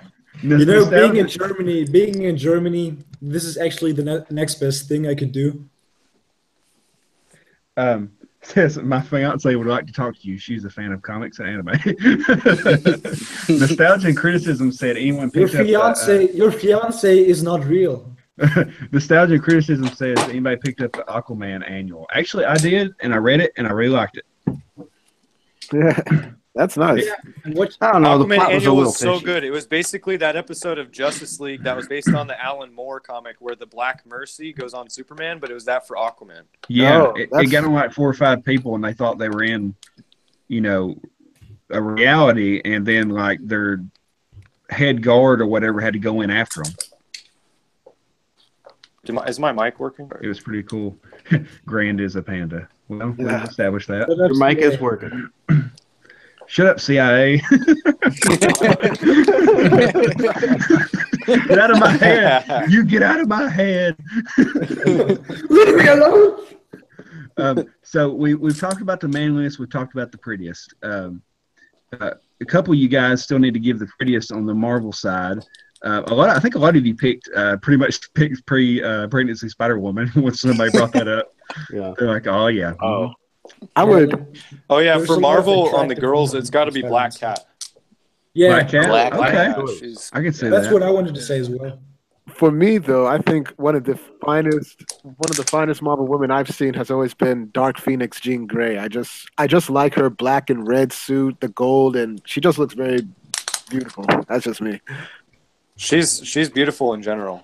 Yeah. I always had a crush on Black Cat from the animated series. That's what I'm saying. Yeah. That Black Cat from the animated series was like, dang, man. That was wrong. They should have had like a PG-13 rating on that show. She was great in the 80s comic books too. Yeah. And I just like that her zipper got lower and lower every time. Well, that's what happens when you're fighting. I mean, if you're fighting and bouncing around with those things, it's gonna go down, right? I don't know why, but the white hair was like mystic and magical and mysterious. Oh yeah. Yes, exactly. Because you couldn't tell like how old is she? I don't know. It's weird. But also, Peter and Black Cat in that animated series had one of the most fun, interesting relationships that I was like, give Black Cat to Peter, please. I was give the boy. She's like a woman in the prime of her life. Like there's nothing sexier than her. I can't like Felicia Hardy is like the sexy woman because she's a good girl. She's like a rich good girl on the side, at least in the animated series. And then she's like going and stealing shit like Catwoman. Like what? So she's a freak in these sheets. Is what you're saying? And a lady in the streets. Yeah. So speaking of so she's pretty much the sexiest Marvel character that there is. I just got a flashback of when I was a kid of a non-Marvel and DC characters that I always had a crush on. Is probably going to be Witchblade and Fathom. Oh, okay. Michael Turner fan. I met him when I was 12. We're talking about women, Polo.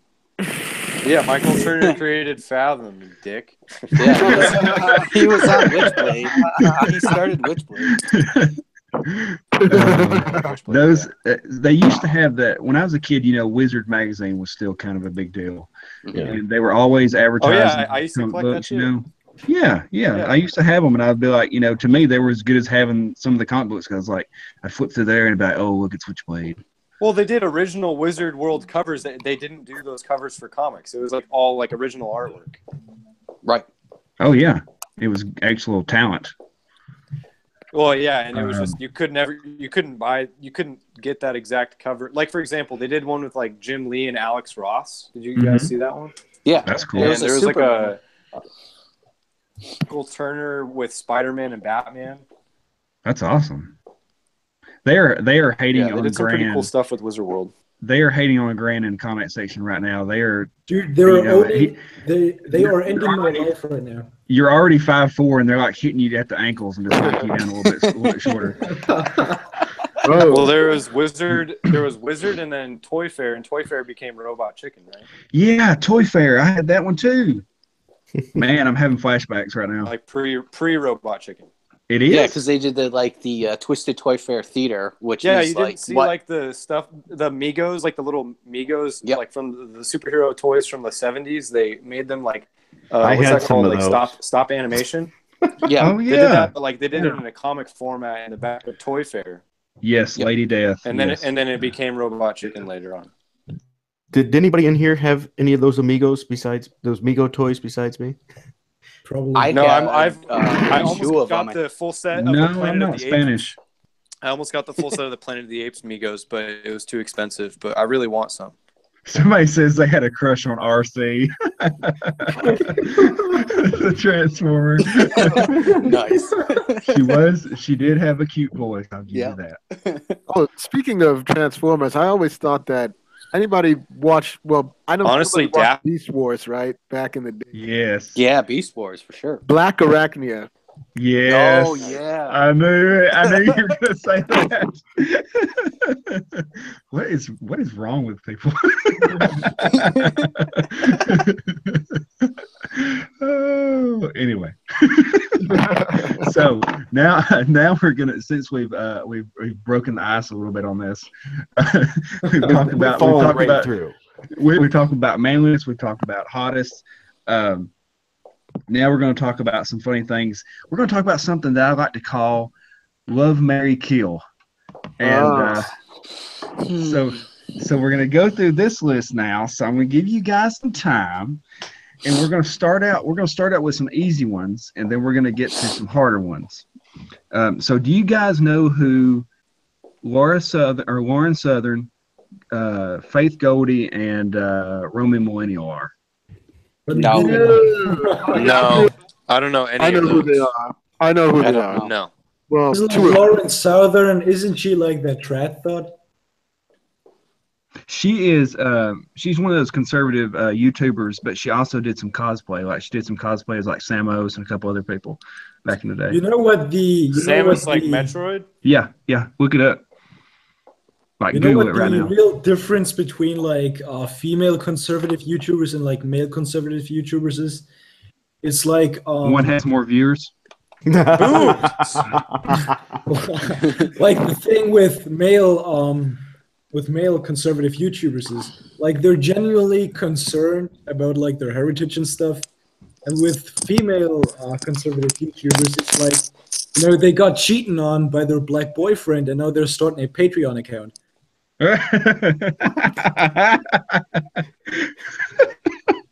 Like, I feel like this whole, you know, it's bad no matter on what side of the political spectrum, because, well, thoughts are always going to be paid by like really thirsty people, but like it's really gotten, I guess they're really riding the trad wave right now.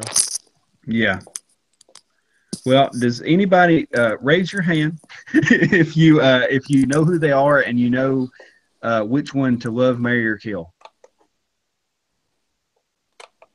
Which one? Who wants to go? I don't know who they are well enough to say. I don't know them either. You can't Google their pics.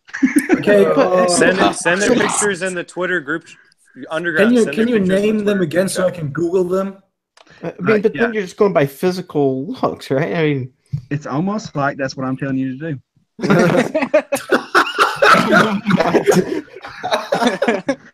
I will say this though, roaming millennial, I would marry. She's oh like, yeah, she's nice. Yeah. So who are the girls again? Lauren Southern, Faith Goldie, and Roman Millennial. Faith Goldie? Isn't that like the black nun from Sister Act? And who's the third? She is the opposite of that. Roaming millennial. Roaming millennial, like roaming around, like when your phone doesn't have service.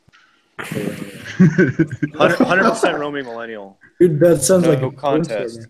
Okay, so can I go first? Go ahead. Okay, so I'm gonna hate fuck Lauren Southern. Damn. Too far. We're gonna rewind this a little bit. Wow. And so go ahead with your list what were again. the 3 options again? Love, marry, kill. Oh, it was love. It wasn't fuck. No, it actually wasn't. It actually wasn't. Oh, sorry, I misunderstood. Oh my goodness. Somebody's in the comments just like, God bless. Yeah. Okay, so I'm going to love Faith Goldie. She looks nice. Okay. I'm going to kill Lauren Southern after I hate fuck her. Oh. And Oh my God. and I'm Brand going isn't to learning from his mistakes. Get with your list. End the list. All right. So. and I'm marrying Roman Millennial because she's Asian. Oh, okay. Asians are good housewives, right? That's going to be Oh Polo's my option. goodness. Yeah, my ex is Korean. Yeah. I like Asians. And also, if you don't know this, Polo's ex knows Halsey, just in case you don't know. Oh, that other ex, what's that? It's like half Chinese or a quarter And I'm Chinese. I'm waiting for him to work something out, but I still haven't heard back. So thanks for that. Oh, I didn't know that. I didn't know that was a request being made. I can talk to her about that. I'll show her that picture that you posted today with your muscles. Maybe that'll help. There you go. Do that. And so I posted that picture with my shirt on there, and I was like, "Hey, I'm out here advertising, got the shirt on," and then Fat Panther's like, "Ooh, look at this old guy." And I was like, "Oh, that's cool. That's cool. Real nice dude." And I was like, "Hey, can I see your 6-pack?" And he's like, "Oh no, I'll talk to you later, man. I'll see you later. Bye." Nice talking to you. Sorry, I need to work in the call center right now. Oh man. Get it because it's Indian? So I need to call. I need to get on the phone. I got to work for customer service today for Apple. So I'll talk to you later. Yo, can I say something about Fat Panther? He's legit, okay? So we just had this meme about Indian But is he too legit customer to quit? support. But I genuinely once had a problem, and I tagged him and said, Indian customer support, can you help me? And he genuinely gave me the answer. He didn't even know you were being stereotyped. All right, so I like him. He's got good humor. Since this list totally just went down in the ground and crashed and burned, and then Polo dug a hole and stuck him in there. Come on! I did well. I'm going to love Warren Southern. I'm going to kill roaming millennial, and I'm going to marry Faith Goldie. What? What? A roaming millennial. Yeah, it's because she's Asian, right? It's because she's Asian. Ah, just kidding. No, it's because just Faith kidding. Goldie. You need to have that warning. Faith Goldie seems like somebody that's really on the level and really mature. I like that. She's at that age now. She's just not putting up with any crap. When women get to a certain age, a lot of that crap goes away, and they're just kind of like, everything you're getting now is at surface level. They're on the level. So He you loves learn the that. South, One of these but Like, days, are you saying that women play less games when they get older? 'Cause it's almost is like that- that's what I'm saying. I'm not saying that. I'm not Geek, saying you're a very that. wise man. But, plus, and then Dark Philly says, plus she's got real nice boobies. Oh gosh, Philly, you need to quit objectifying women. That's all I got to say. You're sitting there in your CIA office, spying on Grand Comics, talking about boobs, and it's upsetting. Who was Dark Philly talking about? Because I don't see boobs. I think she's talking about Faith.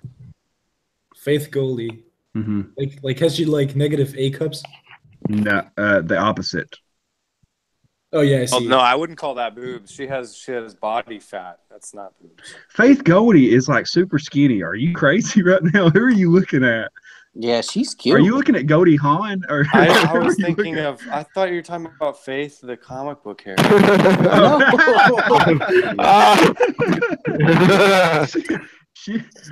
That poor lady has boobs all the way around.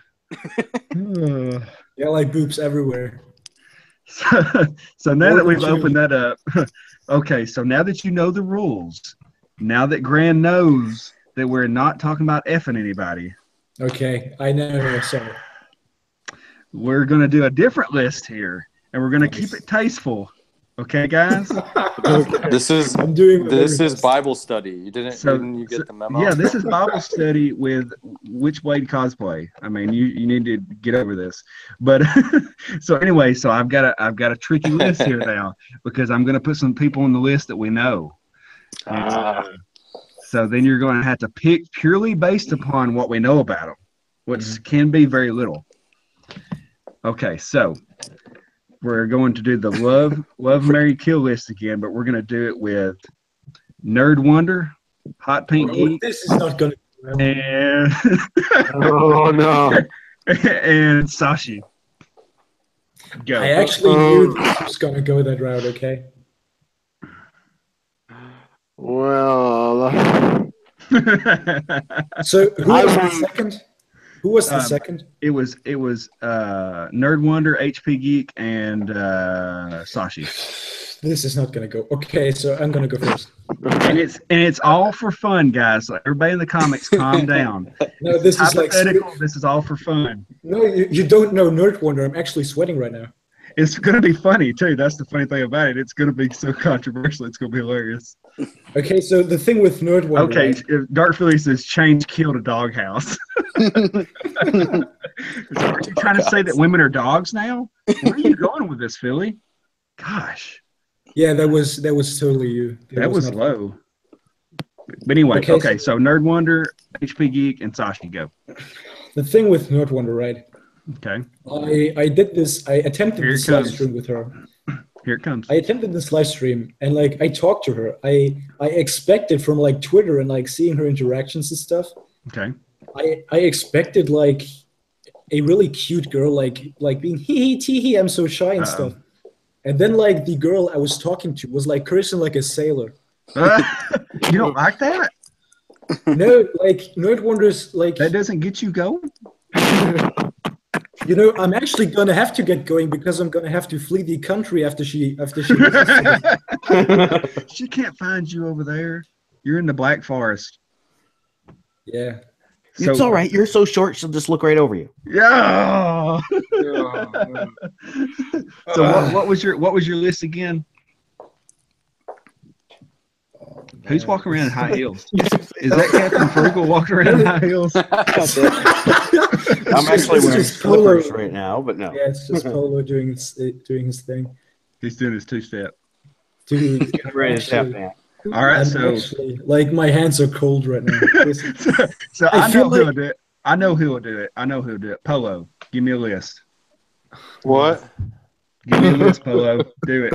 Like, do you know in Counter-Strike when you're the last survivor and you have to defuse the bomb? This is. I will tell you exactly what my list is. So don't be afraid. But go ahead and tell me. It's all hypothetical. It's all fun and games. It's not fun and games with Nerd Wonder. I don't know them. I don't know them well enough. Have you heard their voices? It's a guessing game. I really wish it was fuck right now. I love it because it almost gets awkward, and then Grand just cleans that right up. Right. Yeah, that's my job. Right? That's what you guys invited me in for. So okay, anyway. I'm going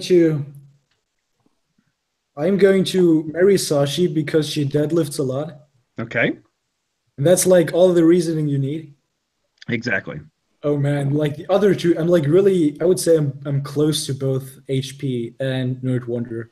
Okay. And like, but you got to pick one. Like there's a gun to your head. Yeah, like this is one of the Telltale games where like you pick a choice and then it says like Nerd Wonder will remember that. You'll be able to you'll be like dying of a mortal injury, and then she'll be like, remember that time on that list? Yeah, like walking off.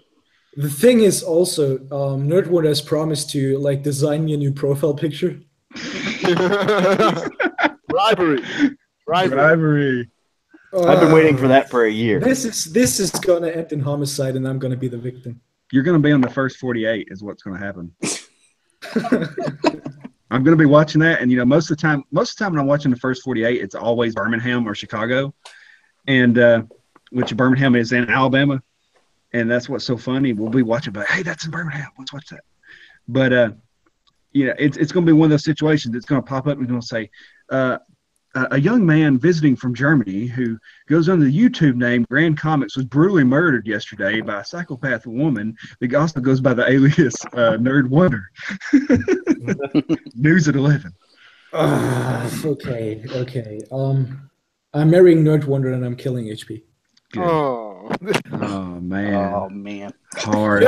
Do you know what's so horrible about this is HP and I have like this giveaway where she gives away a comic collage, which she does. Okay. Like my subscribers. Somebody had a good alternative. They said marry Sashi, love HP, and high five Nerd Wonder. There we go. How about that? Let's do love, marry, high five. Let's do love, marry, high five because all you guys are so low T, I can't make a decision. Over. I thought this was a masculine live stream. I know HP probably the best, but she seems like I don't know. That's like your little sister, So definitely. So it's perfect for Grand, then, is what you're saying. Right, exactly. That's where I was going with it. No, high five, HP. Totally. So we're sticking with the high five now. You let me kill off HP. High five? Right, exactly. Well, that's what it was originally. We had to set an example. Okay, so now Frugal's going to pick his. Is this what I'm here for? Go ahead. You guys go ahead. I'm just sitting back and enjoying this. Yeah, exactly. Yo, by the way, can we include like Donna Troy on the next list? Donna Troy is on here calling y'all a bunch of cucks. Yeah, that's why I want to kill her off. That's what's so funny right now. So I'm gonna marry Donna Troy just for that. I would say marry all of them, then love all of them, kill all of them. That's a really wholesome little decision there, Dim. I like that. Like that. I bet you could write Batman right now. And Dark Philly's absolutely right. My answer is always my wife. There you go. There you go. I'm good. I don't want to die. So my wife knows how to shoot. My answers are in the comments. I like yours because you're like Dark Philly if she's really a female. I'm not sure. He would love Donna Troy. And what would you do to Dark Philly? You would marry her or high five her? He didn't make a decision. He left it open. Marry if she's a girl. Okay. Well, you're gonna get surprised on that one when you get ready to make that deal. It's gonna be like, you know what you got? I got the same thing. But anyway. No, I hope not. Dark Philly's like, I can't remember now. So I guess on my list, I'm gonna go with we're gonna do the love, marry, high five since everybody's scared of pixels. But I guess I'm gonna love Sashi. I'm gonna love Sashi. I'm going to marry Dan Slott. I'm gonna marry HP because she's very good, work oriented, and I'm gonna high five Nerd Wonder. So there's my list. Like that. Yeah. You set me up. I set you up, and you went right in that trap like a happy little rabbit. Yeah, you set me up hard, dude. Like, I will keep that in mind in case I ever invite you to my live stream. Do you do those? No. No. You're assuming he will lower the bar and join your live stream. Maybe I won't do that. Maybe I won't. That's right. So guys, since that fell down the rabbit hole, so going on right now, books wise and comics, what is a book that you think would be a good suggestion for somebody to pick up? I want you to think about this. What would be a good suggestion to pick up that you think that really is not on everybody's radar right now, but you've been reading it and you think it's good? Oh, could be anything. Yeah, it can be anything. Superhero? Really. I mean, it can be a superhero, and maybe just like Aquaman. Not everybody reads Aquaman. It's good right now. That'd be a suggestion. So something like that. I really like Kill or Be Killed by Image. It's Ed Brubaker and Sean Phillips does that book, and that's one of the best like crime kind of noir with a little bit of supernatural going on. And I don't see a lot of people talking about it, but it's actually been picked up. Ed Brubaker and Sean Phillips, right? I bought the first couple issues. I bought the first 4 issues. It's actually got picked up to be a movie now, so I think that's one of the ones that you might want to check out. That's really cool. Okay. Anybody else? I have Kill or Be Killed if anybody wants it.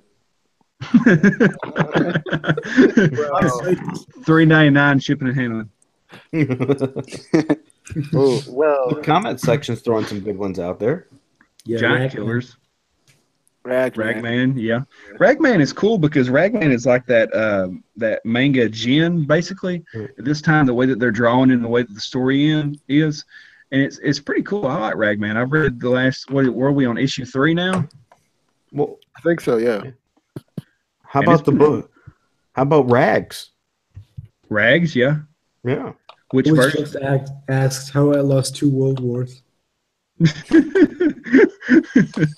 So, which version are you talking about with Rags, Captain Frugal? Well, it's it is a bit gratuitous. Yeah, I was a little bit surprised because I didn't know about there being 2 different versions of that book. Yeah. And then I go to buy the book and I buy that version. Wait, there's like a risque version? Yes. Oh. Ooh. But it is it's a good story. It's interesting and entertaining read. Yeah, because it's one of those stories that has that stuff in it, but is also good at the same time. Yeah. And then the other one I'd say is James Hayes. Just put it out there right before I said it. Iron Fist. I've already done a video on it and everything. More people need to read Iron Fist. Iron Fist is fantastic, yeah. Yeah. I'll look into it. I have 2 that I think, people should look into. Obviously, I defend it. It's one of my favorites, Red Hood and the Outlaws. People really need to pick it up. I don't think you've ever talked about that. Oh, yeah, I haven't. But you should pick it up. Another book I think that people should look into it, even though it's going to end in January, is Nightwing: The New Order. I think it's a very good story. Yeah. That's very well done. It's what a Secret Empire couldn't do, basically. Yeah. That's a lot of things. Basically anything. I would also have to go with Rags. Rags is incredible. Yep. Is anyone reading Punisher Platoon? I like that. Okay, yeah. I'm pretty sure DNC talks about that a lot. How it's really close to feeling like an actual military comic book. Yeah, the art is just really iconic. It kind of reminds me of Punisher Max because Punisher Max was kind of set in that same scenario too. For a couple of issues before it went on with the rest of the story. Punisher Max was rough. I don't know if you guys read that, but I read the whole. I just binge read it and went through. The beginning is crazy. I know. I mean, it's just nuts. Just basically, it's like if you were watching, if Punisher had come out and instead of coming out on Netflix, it come out on Cinemax or Showtime, Right. that would have been the Punisher that we got. Is Punisher Max. I mean, he's just like they're shooting people and their guts are falling out. It's profanity left and right. There's drugs, all kinds. I mean, it is pretty rough. It's basically you remember when they had Spawn on HBO? Oh yeah, I remember that. kind of like that. And I don't know if you guys, for you guys that did read Punisher Max, but did you notice how towards the end of the story that they kind of drew him like Clint Eastwood in the face?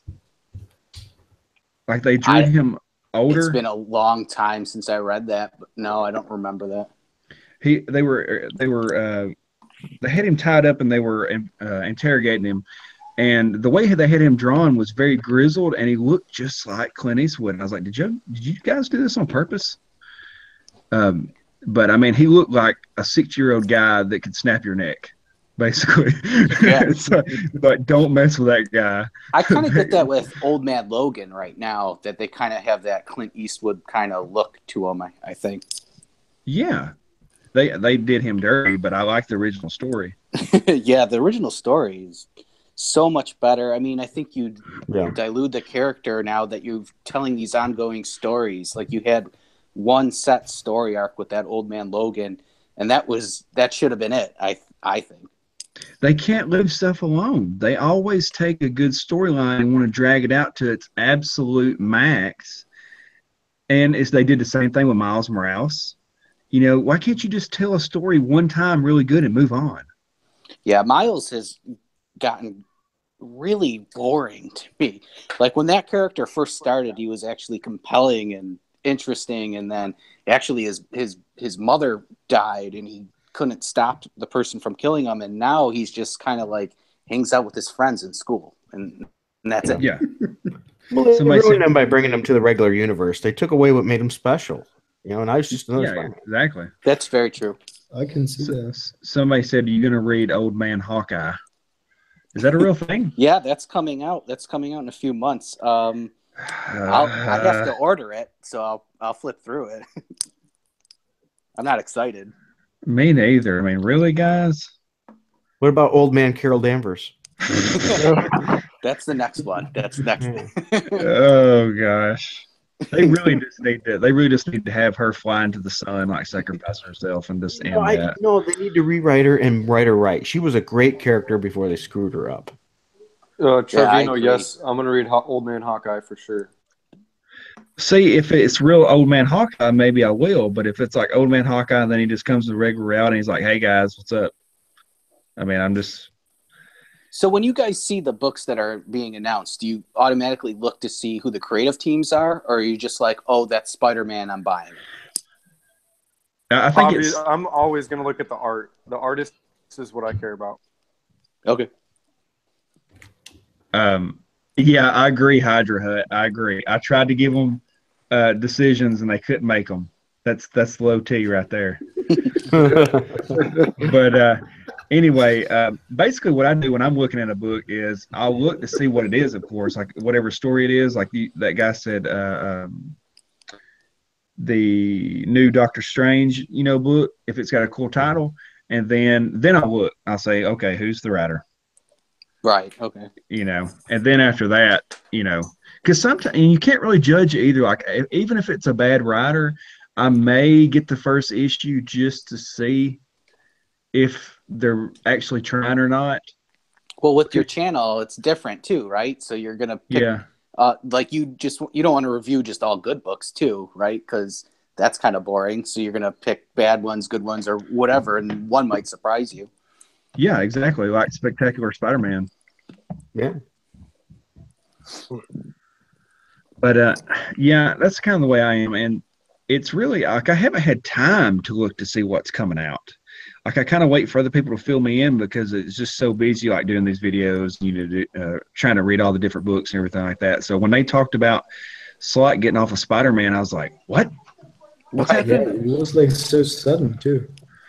Because they're just like, well, I think that's what they were planning on doing. They said, we're just going to release all this at one time and get it over with.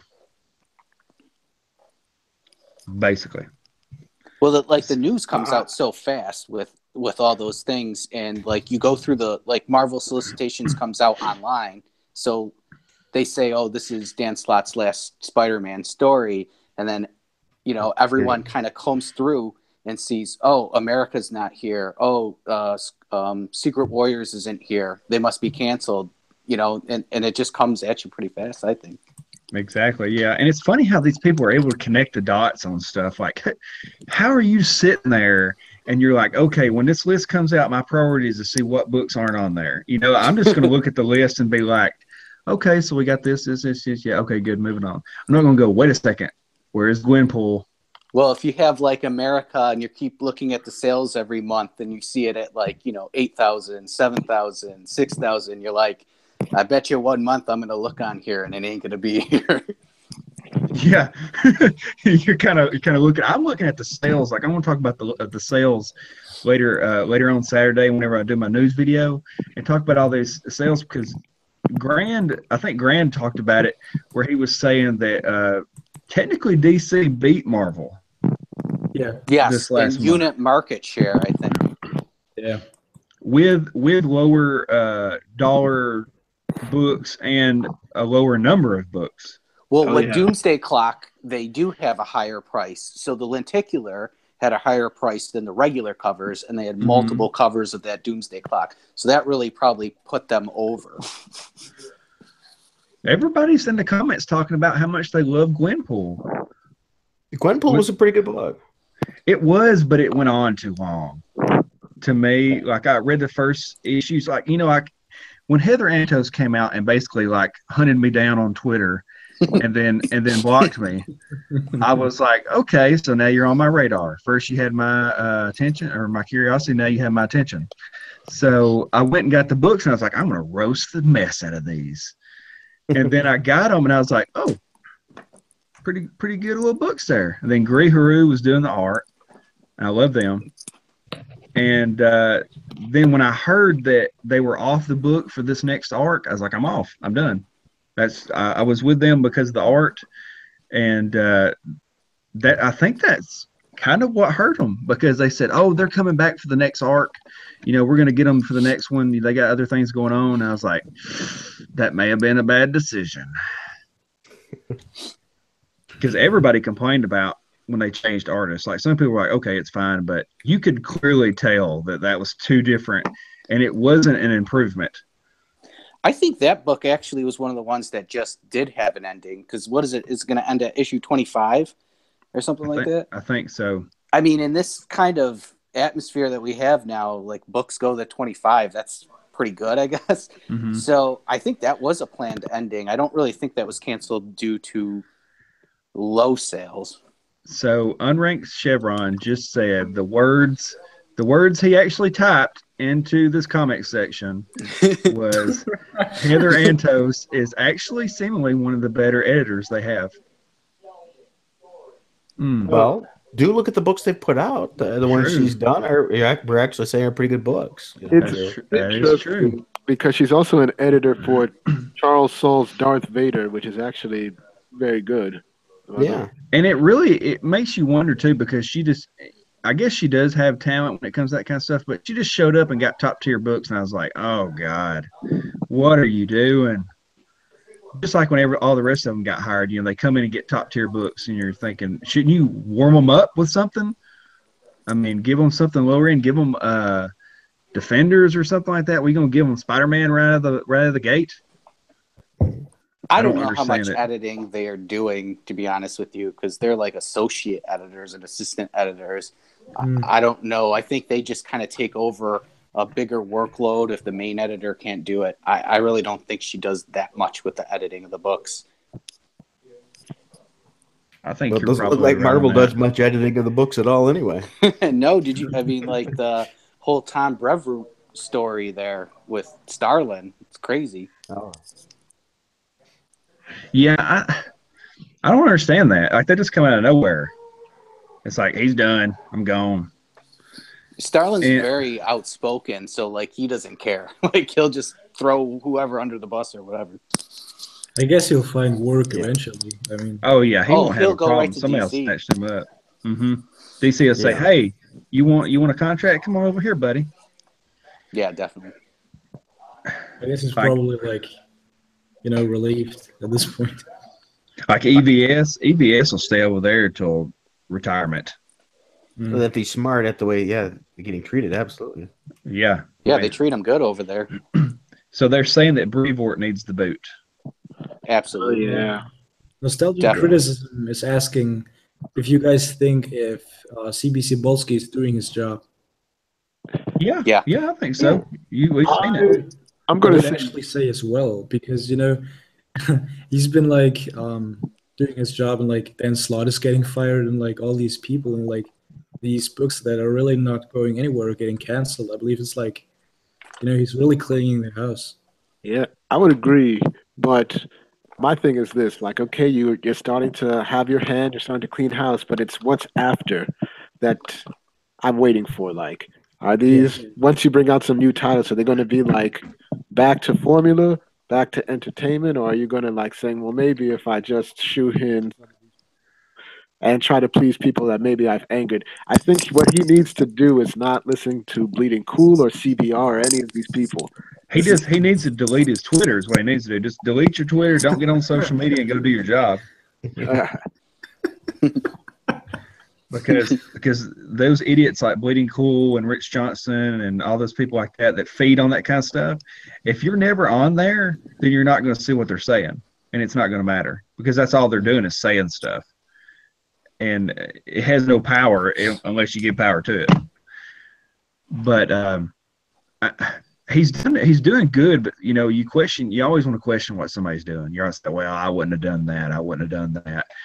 And it's kind of like when Trump got in office, everybody was like, yeah, go in there and get rid of those people and do all that kind of stuff. And I said, no. The professional was like, no, don't do that, because if you go in there and you start whacking heads, then you're going to destabilize the company. You want to go in there and you want to say, okay, you're a problem, fix it or you're gone. Okay, you're a problem, you're gone. And then let that be it for a while. Like, don't go through there and say, hey, all you guys in the break room, pack your stuff up, go home, you're out. Well, yeah, you can't do it abrupt because still work has to get done. So you have to do it, sort of slowly and stealthily too, because morale's an issue too. If everyone thinks everyone's getting fired, they're just not going to care. But you have to keep people going, hey, you're going to be employed. We're just trimming what doesn't work. Yeah, we're gonna move things around. We're going to reallocate the company, and we're going to move forward, as they like to say. Yeah. I think a lot of those books were ending naturally anyway. So when he came in and said, or whatever, they're ending their storylines. They're their second storyline. So I think they're just like, hey, you have. Usually they try to give them to the end of the run and let them know, hey, wrap it up. This is the it. Once in a long time they'll say, hey, keep it going, and then just cut it at the kneecaps. Usually they know we're wrapping this up. So I bet they knew about 4 weeks ago when he got hired or whatever time. I think all these writers and artists knew that their books were coming in. I don't think it was a surprise. I would assume they've been told when he came in, this isn't selling. This is canceled. Right. Yeah, we're not going to sell a book. Try to sell a book based on an agenda. That's not how business works. And some of the problems is when you're in a business and it's not doing very well, but no one in management ever comes to you and tells you anything's wrong, you kind of get in this complacency. And you're thinking, okay, well, this is a standard, this is the way it's going to be, and I'm pretty much got my job. They're never going to do anything different.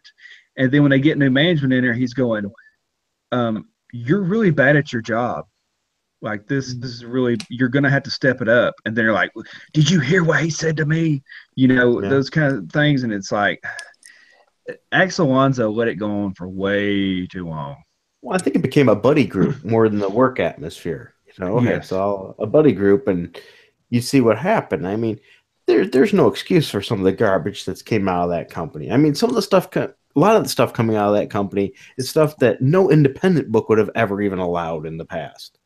Yeah. Yeah, I agree. I think that they were friends and it wasn't a boss and employee kind of relationship, and you're all buddies, but you have to get work done. So you can't just spout off on Twitter and tell a fan that he's a jackass or whatever. And you have to have good quality comics, and you got to be able to tell someone, hey, this storyline's not going to work, and not worry about their feelings being hurt. Exactly. Yeah, you know, at the It's end of the day, business. it's business, yeah. And if you talk to people like that, if you show them some kind of respect and you tell them, hey, you know, this isn't working, you need to change things, they're going to respect you a lot more in the future than saying, you know, that's fine, that's fine, that's fine. And then one day saying, hey, you're fired. Right. Right. You know, because then they don't understand. They're like, but you told me it was fine. Exactly. You know? If you had an opportunity, you would have changed it if you knew better. You know, oh, well, you told me Iceman was the best gay character that I'd ever written. I mean, I don't understand why you're firing me all of a sudden. Honestly, I want to say something. I feel like they're censoring people like Terry Dodson and Frank Cho that used to draw women really sexy, and now they draw them with like no curves and all their clothes. You on. know It's they kinda are. weird. Yeah, they are. I guarantee you what they're doing is they're drawing them, and then the editor's going in there and saying, shrink, shrink, and changing the pictures. Yeah, and then they call it like, you know, humanizing them or something, or making them relatable. And see, that's some of the double standard makes no sense to me. They're talking and whining constantly now and about how women are being drawn. But like we said before, look at the males that are being drawn. Yeah, like that's regular, you know? They've been objectifying males forever. So why is this any different? Exactly. And it's the thing is they don't see it. Because it's the same thing as when you're like, if I'm Frugal, if you're looking at a comic book and you see Superman there with his shirt off, okay, and then you see someone like Lois Lane changing in the stall on Batman 37 or 38, which one do you notice? Oh yeah. Which one do you see? Trying to ask me here? Which one do you see first? Are you gay? Yeah, because that's my thing. That's my thing. They're not seeing the objectification on the other side because they're not looking for it. They can't see it. It looks normal to them.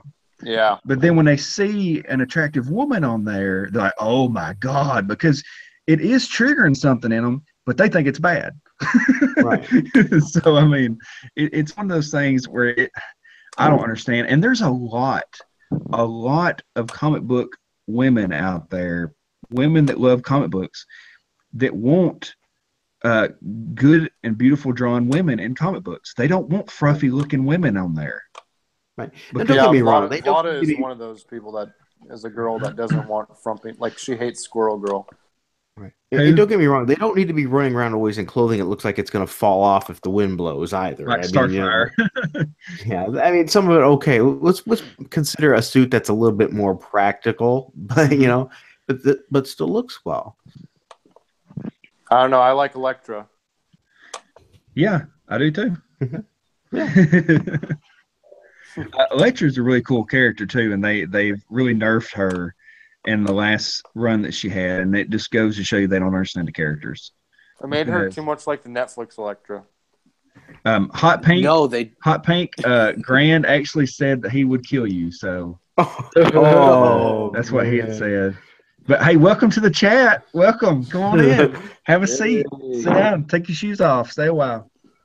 I was set up. Or don't take your shoes off. There's friends in here.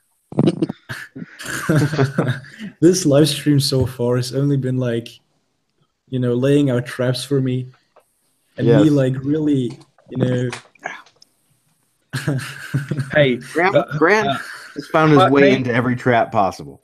Hot Pink, Hot Pink Geek. I just want to tell you right now that when I had my list, I picked to marry you. So how about that? Yeah. So don't kill me. Don't kill me. I don't have anything to say left to say. Unranked Chevron asked how we feel about Loki being gay. Well, he's not gay. He's gender fluid. Get it right. Pansexual, whatever that is. I don't know. Non-binary? Is that it? He likes pots and pans. I mean. Oh, that's right.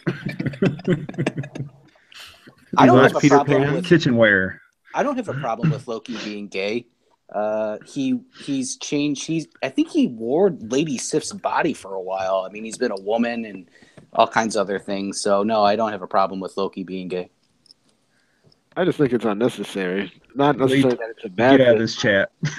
But I'm just saying, like, it goes to showing, like, oh, we need to find a way to sell a Loki book. So let's hit him with the edginess and, like, I don't know. They've already tried to use sexuality to sell a book in Iceman, and it failed horrendously. It failed. I mean, how many copies was that selling?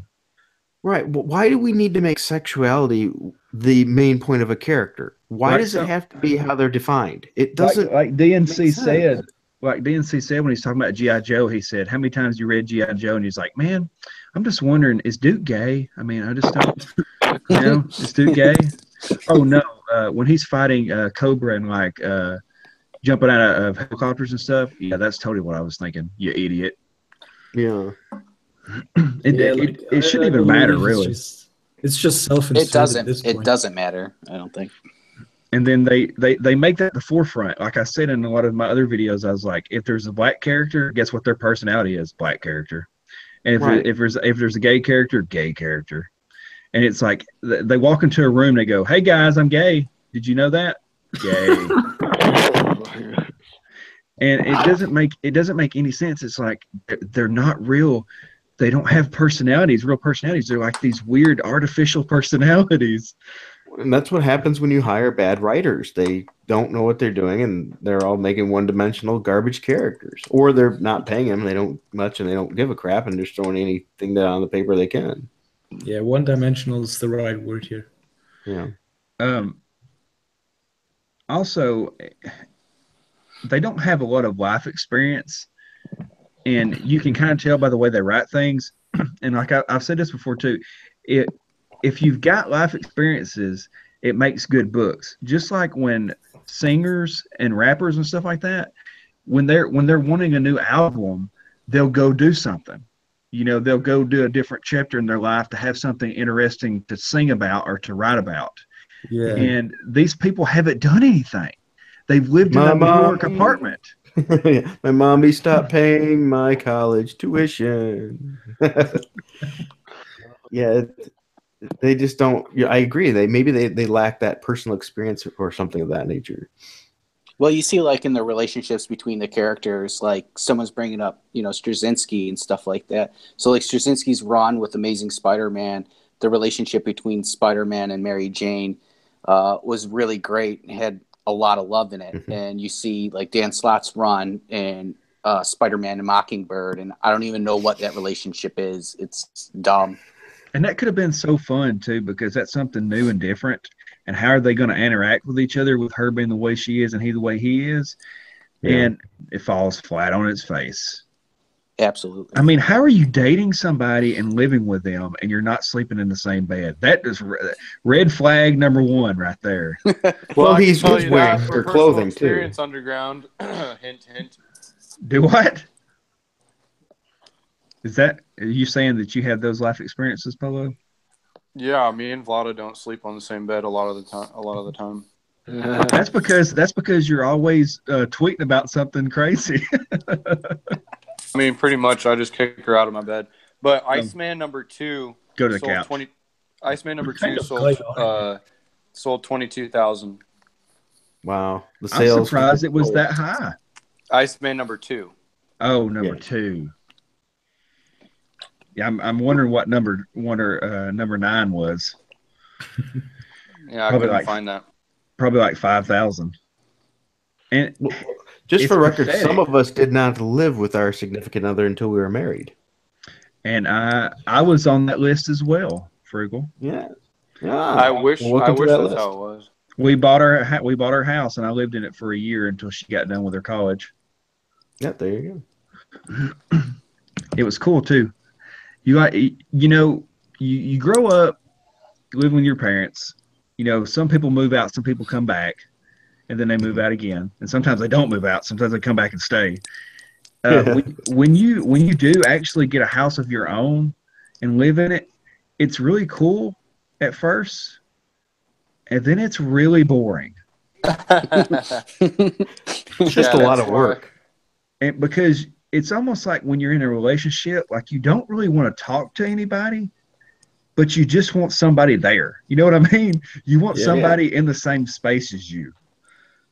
It's weird. It's like you're walking into a house and it's not really a house because there's nobody else there. You're just like, okay. Yeah, that makes sense. Like Donna Troy says, and lonely. Yes, you're lonely. It's like you don't really, sometimes you don't want to really necessarily just talk to somebody, but you want them in the same building as you, the same room as you, just to kind of inhabit that space. And that's why Dan Slott is so upset. There's nobody inhabiting his space. Underground, you seem like you need a dog. We have some pets. I used to have a hedgehog and then it died. Oh. Just have kids. Your time will be gone. Well, we're actually talking about that right now, so you gotta plan that ahead. What kind of pets do you have? I did have a hedgehog that died, and so now we've got 2 cats. So you killed Sonic. Yep. It died. Penelope was its name, and it died of old age. So you basically killed your hedgehog off just so you could get more beta pets. Wow. Yep, that's what it was. Have you guys the cats had to eat. Yeah, the cats had to eat something. I had to feed them. It was hard in Stalingrad. Hedgehogs are incredibly durable too. I don't know if you've ever had a hedgehog, but it says, why are you in the live stream, geek? Go further the Bama gene pool. What are you trying to say, Philly? Geek goes into every comment section of my videos and just posts something weird. Everyone. You learned that from me. Did I learn that from you? Yeah. But anyway, hedgehogs are incredibly durable. Like I had the cage on top of my dresser, which is like probably like 3 or 4 feet up in the air. And then I go in there the next day after I come home from work, and she's not in there. She's not in that cage. And so I'm looking. I'm like, where did she go? And she had crawled out of the cage, jumped down off of the nightstand, didn't hurt herself. She was in my closed closet. What? How did she get under that door to get in that closet? I'm telling you, my hedgehog was possessed by a demon. Burrowed in the carpeting? I don't know. There wasn't anything wrong with the carpet or anything, but she was in a closed closet and she had fell like 4 feet and was not injured. Dude, so those things are pretty durable. Hedgehogs like have spines or stuff. Yeah, they have those little spines. My neighbor had one, but I never understood how to hold it because it's got spikes. Well, they retract them in, so if you just grab them up, like if you're kind of confident, you just grab them up under their belly, then they just act like every other animal. But if you grab them and you act like you're scared, they can sense fear. And they're great because if you throw them, they stick to the wall. or anything else you stick to them, like ex-girlfriends. Wait, do they really stick to the wall? No. But those quills will come out like a porcupine. So if they do stick in you far enough, they'll come out. Do not throw your animals, please. No animals were harmed in the making of this live stream. Well, that's Crypto right. Flies. Except for HP, she got killed, but Grand Comics took her out. Oh. Now, hey Philly, stop making fun of people, Philly. Yeah, sorry, dude. I had to live in that closet. You had to live in that closet. So, Grant, I was going to ask you a question while we're on the live stream here. What is it like getting comic books in Germany? Like, how you said it's kind of hard. It's garbage. It's absolutely, I get them in English, and this is like a huge problem. It's basically I have to ship them to me, and like when you ship them from the UK, it's like a ton of ship costs a ton. When you ship them from America, it's even like more expensive. And so what I need to do is basically I have no comic book store in the sense of like you guys go to your LCS. I basically have no local comic book shop. I need to ship it to me. And yeah, that's basically it. Wow. So it's like it totally takes the fun out of it. Yeah, basically. Do you get the comics later, shipping like a month later behind? Yeah, like that. Oh man. That So sucks. you're Because getting them like, from the UK to Germany? No, I found a retailer in Germany, but it's still, he's basically in the other side of the country. And so it still takes a long time. Oh, okay. Wait, why is it so hard to get comic books in Germany? Why? There's probably no distribution there. because of the Nazis. Because Diamond Distributors is a monopoly. Just as I said that, guys, I turned around and I don't know what's on TV right now. Like Logan has went off, but there's literally Nazis and Hitler on TV right now doing a Crisis speech. on Earth X. Yeah, that's it's like old Hitler footage. Right as I said Nazis, I was like, whoa, that's freaking me out right now.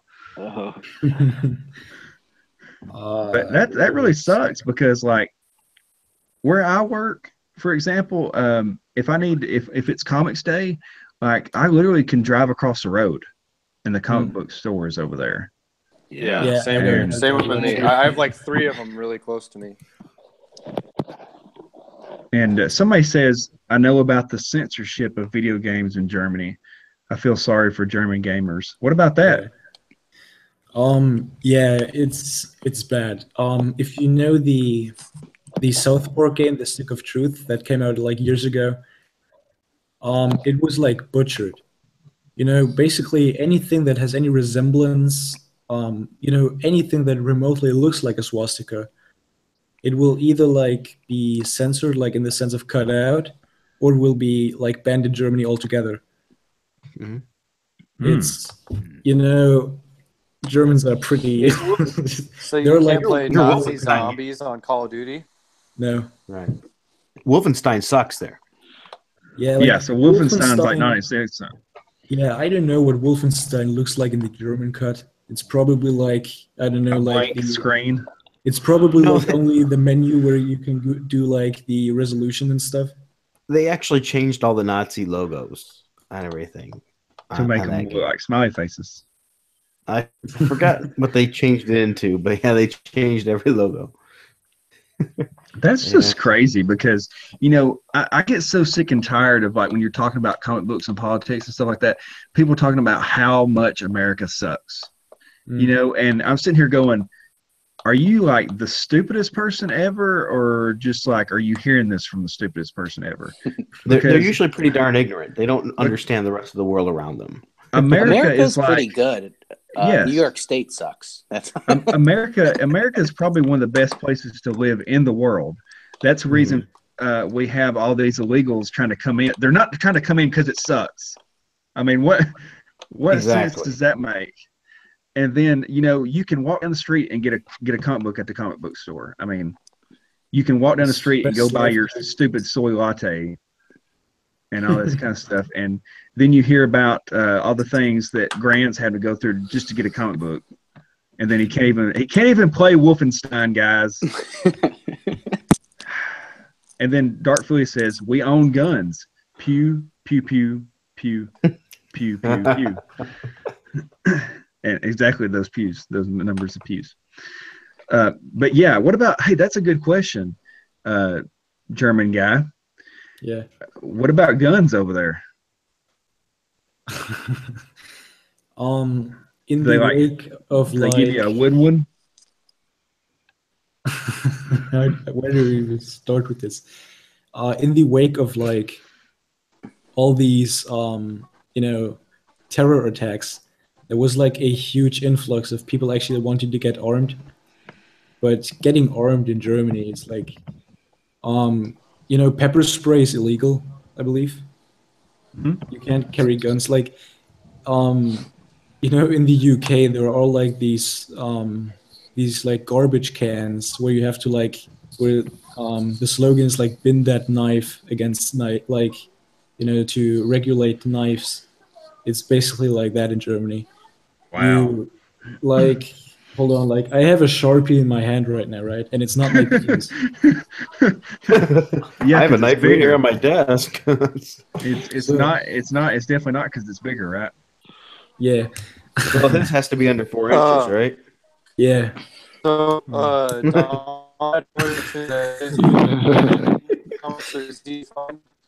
You're cutting out real bad, Polo. Yeah, but anything in Germany that is I don't know, man. Like, you probably couldn't even get like, I don't know, like butter knives at the store. I don't know, man. Because see, like that's another difference right there. Because like they have restrictions on certain guns that you can buy here. You have to get different licensing and stuff like that. But like if I want to go buy a gun, I'll just drive to I can go to Walmart and buy a gun. Yep. And you know, I mean, they have a gun section. You can go buy guns. Yeah, you can go buy a shotgun and stuff like that. Yeah, but the thing is, I mean, they're going to do a background check. They're going to find out like who your great grandpa was. But I mean, so do they check what do they check when they do the background check? Exactly? They check mental records, like criminal records, all that kind of stuff. How do they check? They make sure your last name is health. They have a database. So if you've been flagged for that, it's going to show up. How? In Alabama, because it's ask Dark Philly. She's part of the CIA. I mean, well, what I was going to say was Donna Troy said that Disney comics are easy to find. That she's found them at the Frankfurt airport. Have you found any Disney comics, Grand? Yeah, like that's the sort of stuff that is like understood as comic books in Germany. Interesting. Like these Mickey Mouse like comic books, like in Germany basically. Comic books are like so like everything, literally everything is just so butchered to the point where like everything is like for children. And that's crazy. That's like communism, right? Like it basically is. They're censoring everything that you see. They're conditioning you, basically. Yeah, there's a lot of censoring going on, actually. Yeah. That's just crazy to me, because that's another thing when I'm saying people are saying America sucks. Yeah, example A right there. I mean, this is where are all most of the comic books made? America. Yeah. And where's Marvel at? America. DC, America. I think Marvel's isn't Marvel in New York and DC's in LA? I'm not sure. You're pretty close. You should know. DC's in Burbank for sure. That's LA. And then I think I'm like 90% sure Marvel's in New York. Yeah, Marvel is in New York, yeah. Yep. That's why they're all so weird. Stan Lee and Frank Miller. That's why DMI is so weird. Jack Kirby. Yep. New York State does it to you. Everything's more expensive in New York State. My taxes are expensive. Owning a business is terrible. I was looking into going to the Joe Kubert School over in New Jersey, I think it is. That's cool. Hey, so that reminds me, all you guys live in different areas. I think Donna, I think mentioned that she didn't think all states do background checks. They do. It's just some. I think it's like 19 states have higher requirements than what the federal government mandates. Yeah, there's federal law that have to have the background checks. Then there's state law that might supersede that, but it can't be below that. Yeah, I basically wasn't going to talk about that myself, because they have that whole he said she said thing. But yeah, you said that very well right there. Now, as far as the people that don't do it, it's up to the individual selling the gun. If he doesn't do it and he gets found out, it's serious jail time. And I usually have to fill out like paperwork every time I buy one, but I can go buy one. I just have to fill out paperwork. But I had something. Oh yeah, you guys are all in different areas. So some of you are in areas like where you take taxis most of the time. Which one of you guys doesn't have a driver's license? I do. I have a driver's license. I have one. Yeah. Grand, did you say you didn't? Yeah, I don't have one. How old are you, Grand? Well, see, he doesn't drive. He takes public transportation. Yeah, there's I live in the city. There's just no need for me to. Yeah, because there's no place to put your cars, right? Yeah, and like for me personally, there's no need to. Women can't drive. Somebody said it's okay, Donna. Women can't drive.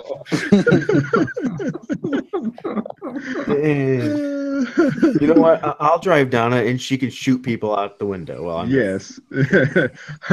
You can drive Donna and HP over to Grant's house, and they can just take him out. Nostalgia criticism wants me in America hard, dude. You know, I'll teach you how to drive. Get the training wheels on. My grandmother never drove. She was only horse and buggy. That is awesome. Really? That's true. Yeah, that's not a joke either. It's, you know, it happens. Not everybody needs to drive based on, like, you know, where their location is and things. If public transportation is good enough for what you need and things, why have all the expenditure of a car and insurance and everything? Yeah, that's one of the reasons. Yeah. Yeah, because like I was thinking DMI was going to tell me that, because, you know, up in New York and a lot of the areas, there's just no place like where you going to put a car. Mm-hmm. So. Yeah, but I'm upstate. You're upstate, so you're upstate, dude. Yeah, you're uppity. Yeah, a little bit. Yeah. You don't sound very New York, though. Is it because you're not in the state, like in the city? Yeah, I think so. I mean, I guess I have a Rochester kind of accent, but I'm not like a Brooklyn type of accent. If I go anywhere, usually if I go to, I don't know, North Carolina, I get a lot of people telling me that I have an accent, but I don't see it, but whatever. Donna just said it's hard to drive because there's so many Asians around here. Wow. That's a rash code word for women. I'll go ahead and tell you right now, when I was in Hawaii, they have on the Big Island, they have the H1. The H1 is like their main interstate to get to everywhere on the Big Island. Mm. And I don't know if you guys know this, but the Asian dollar goes further in America than it used to. Mm-hmm. Well, the value constantly fluctuates. Yeah, so the exchange rate is a lot better than it used to be. So they have figured this out now, and they're able to afford trips to like Hawaii and California and places like that when they used to could not. So I go to the Big Island. We planned this out. It was actually our honeymoon. We get there, and there's Asian people everywhere. They're everywhere. And so I was like, this is kind of cool. I wonder why there's so many people. And they told me that, and then we got in their cars. No joke. I'm not trying to be stereotypical. Worst drivers I've ever seen. Worst drivers ever. Oh, dang. No, my ex I heard a gunshot when he said that. My ex is Korean. I got in a ton of car accidents with her. She's a terrible driver. And they didn't use turn signals. They were changing like 5 lanes at a time. I mean, they pull out on you. They would cross the street without like looking. They would just take off running. And you would be trying to pull out from a dangerous area, and all of a sudden, like a family of 5 would dart across the road, and you'd almost hit them in your Altima. And it's like, and then I was like, this is crazy. This is dangerous. What's going on here? And I looked up, and that road there, the H1, is actually the top 3 most dangerous roads in America. You know, Nostalgia and Criticism brought up a good point too. He said he lives in a college town. Oh man, worst drivers ever. Yeah, the college towns are rough for driving. I can see that. Yeah. Oh, they are. Check out any college parking lot. Doors and everything always banged up. That's where my wife's car got damaged, was in a college parking lot. See what I'm saying? The only damage she's ever had to her car is to hit it and run off. Yep. That's hilarious. But yeah, so apparently Donna's racist towards Asians. Yeah, that's where we got with that story. Yeah, I've had my driver's license for a long time to answer that question. I'm getting closer to the point where they're going to want to take it away. Yeah, that's what we say. They're actually going to come get it next week. Do you get nervous when you have to do the eye test, the eye exam? You know, I haven't had to do one of those in over a decade, I think. Oh, so, really? Yeah, when it comes, I'm probably in bad trouble because I'm really starting to notice my eyes aren't what they used to be. I always get nervous at that part. Well, see, it's hard to find Frugal because, you know, he doesn't have a social security number, so they can't track him down. It's before. So Panther is the comments. Hey, Panther. But yeah, he was pre social security, so yeah, it's hard to track Captain down. He's on the run. I mean, he's on the walk. He can't run, but he's on the run.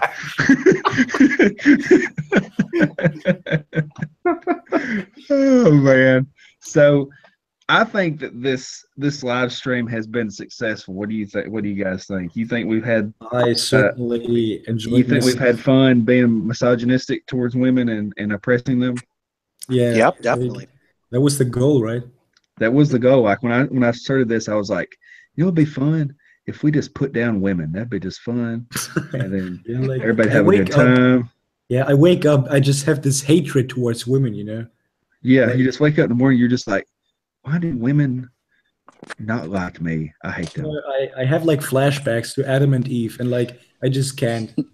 I think I saw Grand Comics on one of those episodes of Criminal Minds.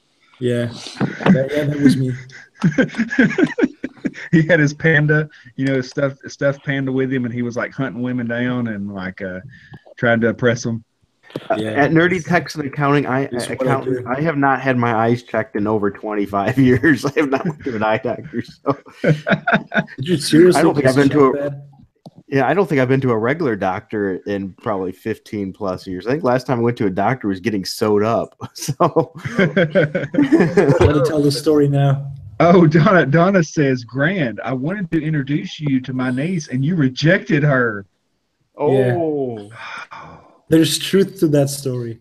And then Dark Philly says, Grand says, why does women exist? To ruin. Okay, how do I put this? No, seriously, I love women. Women are great.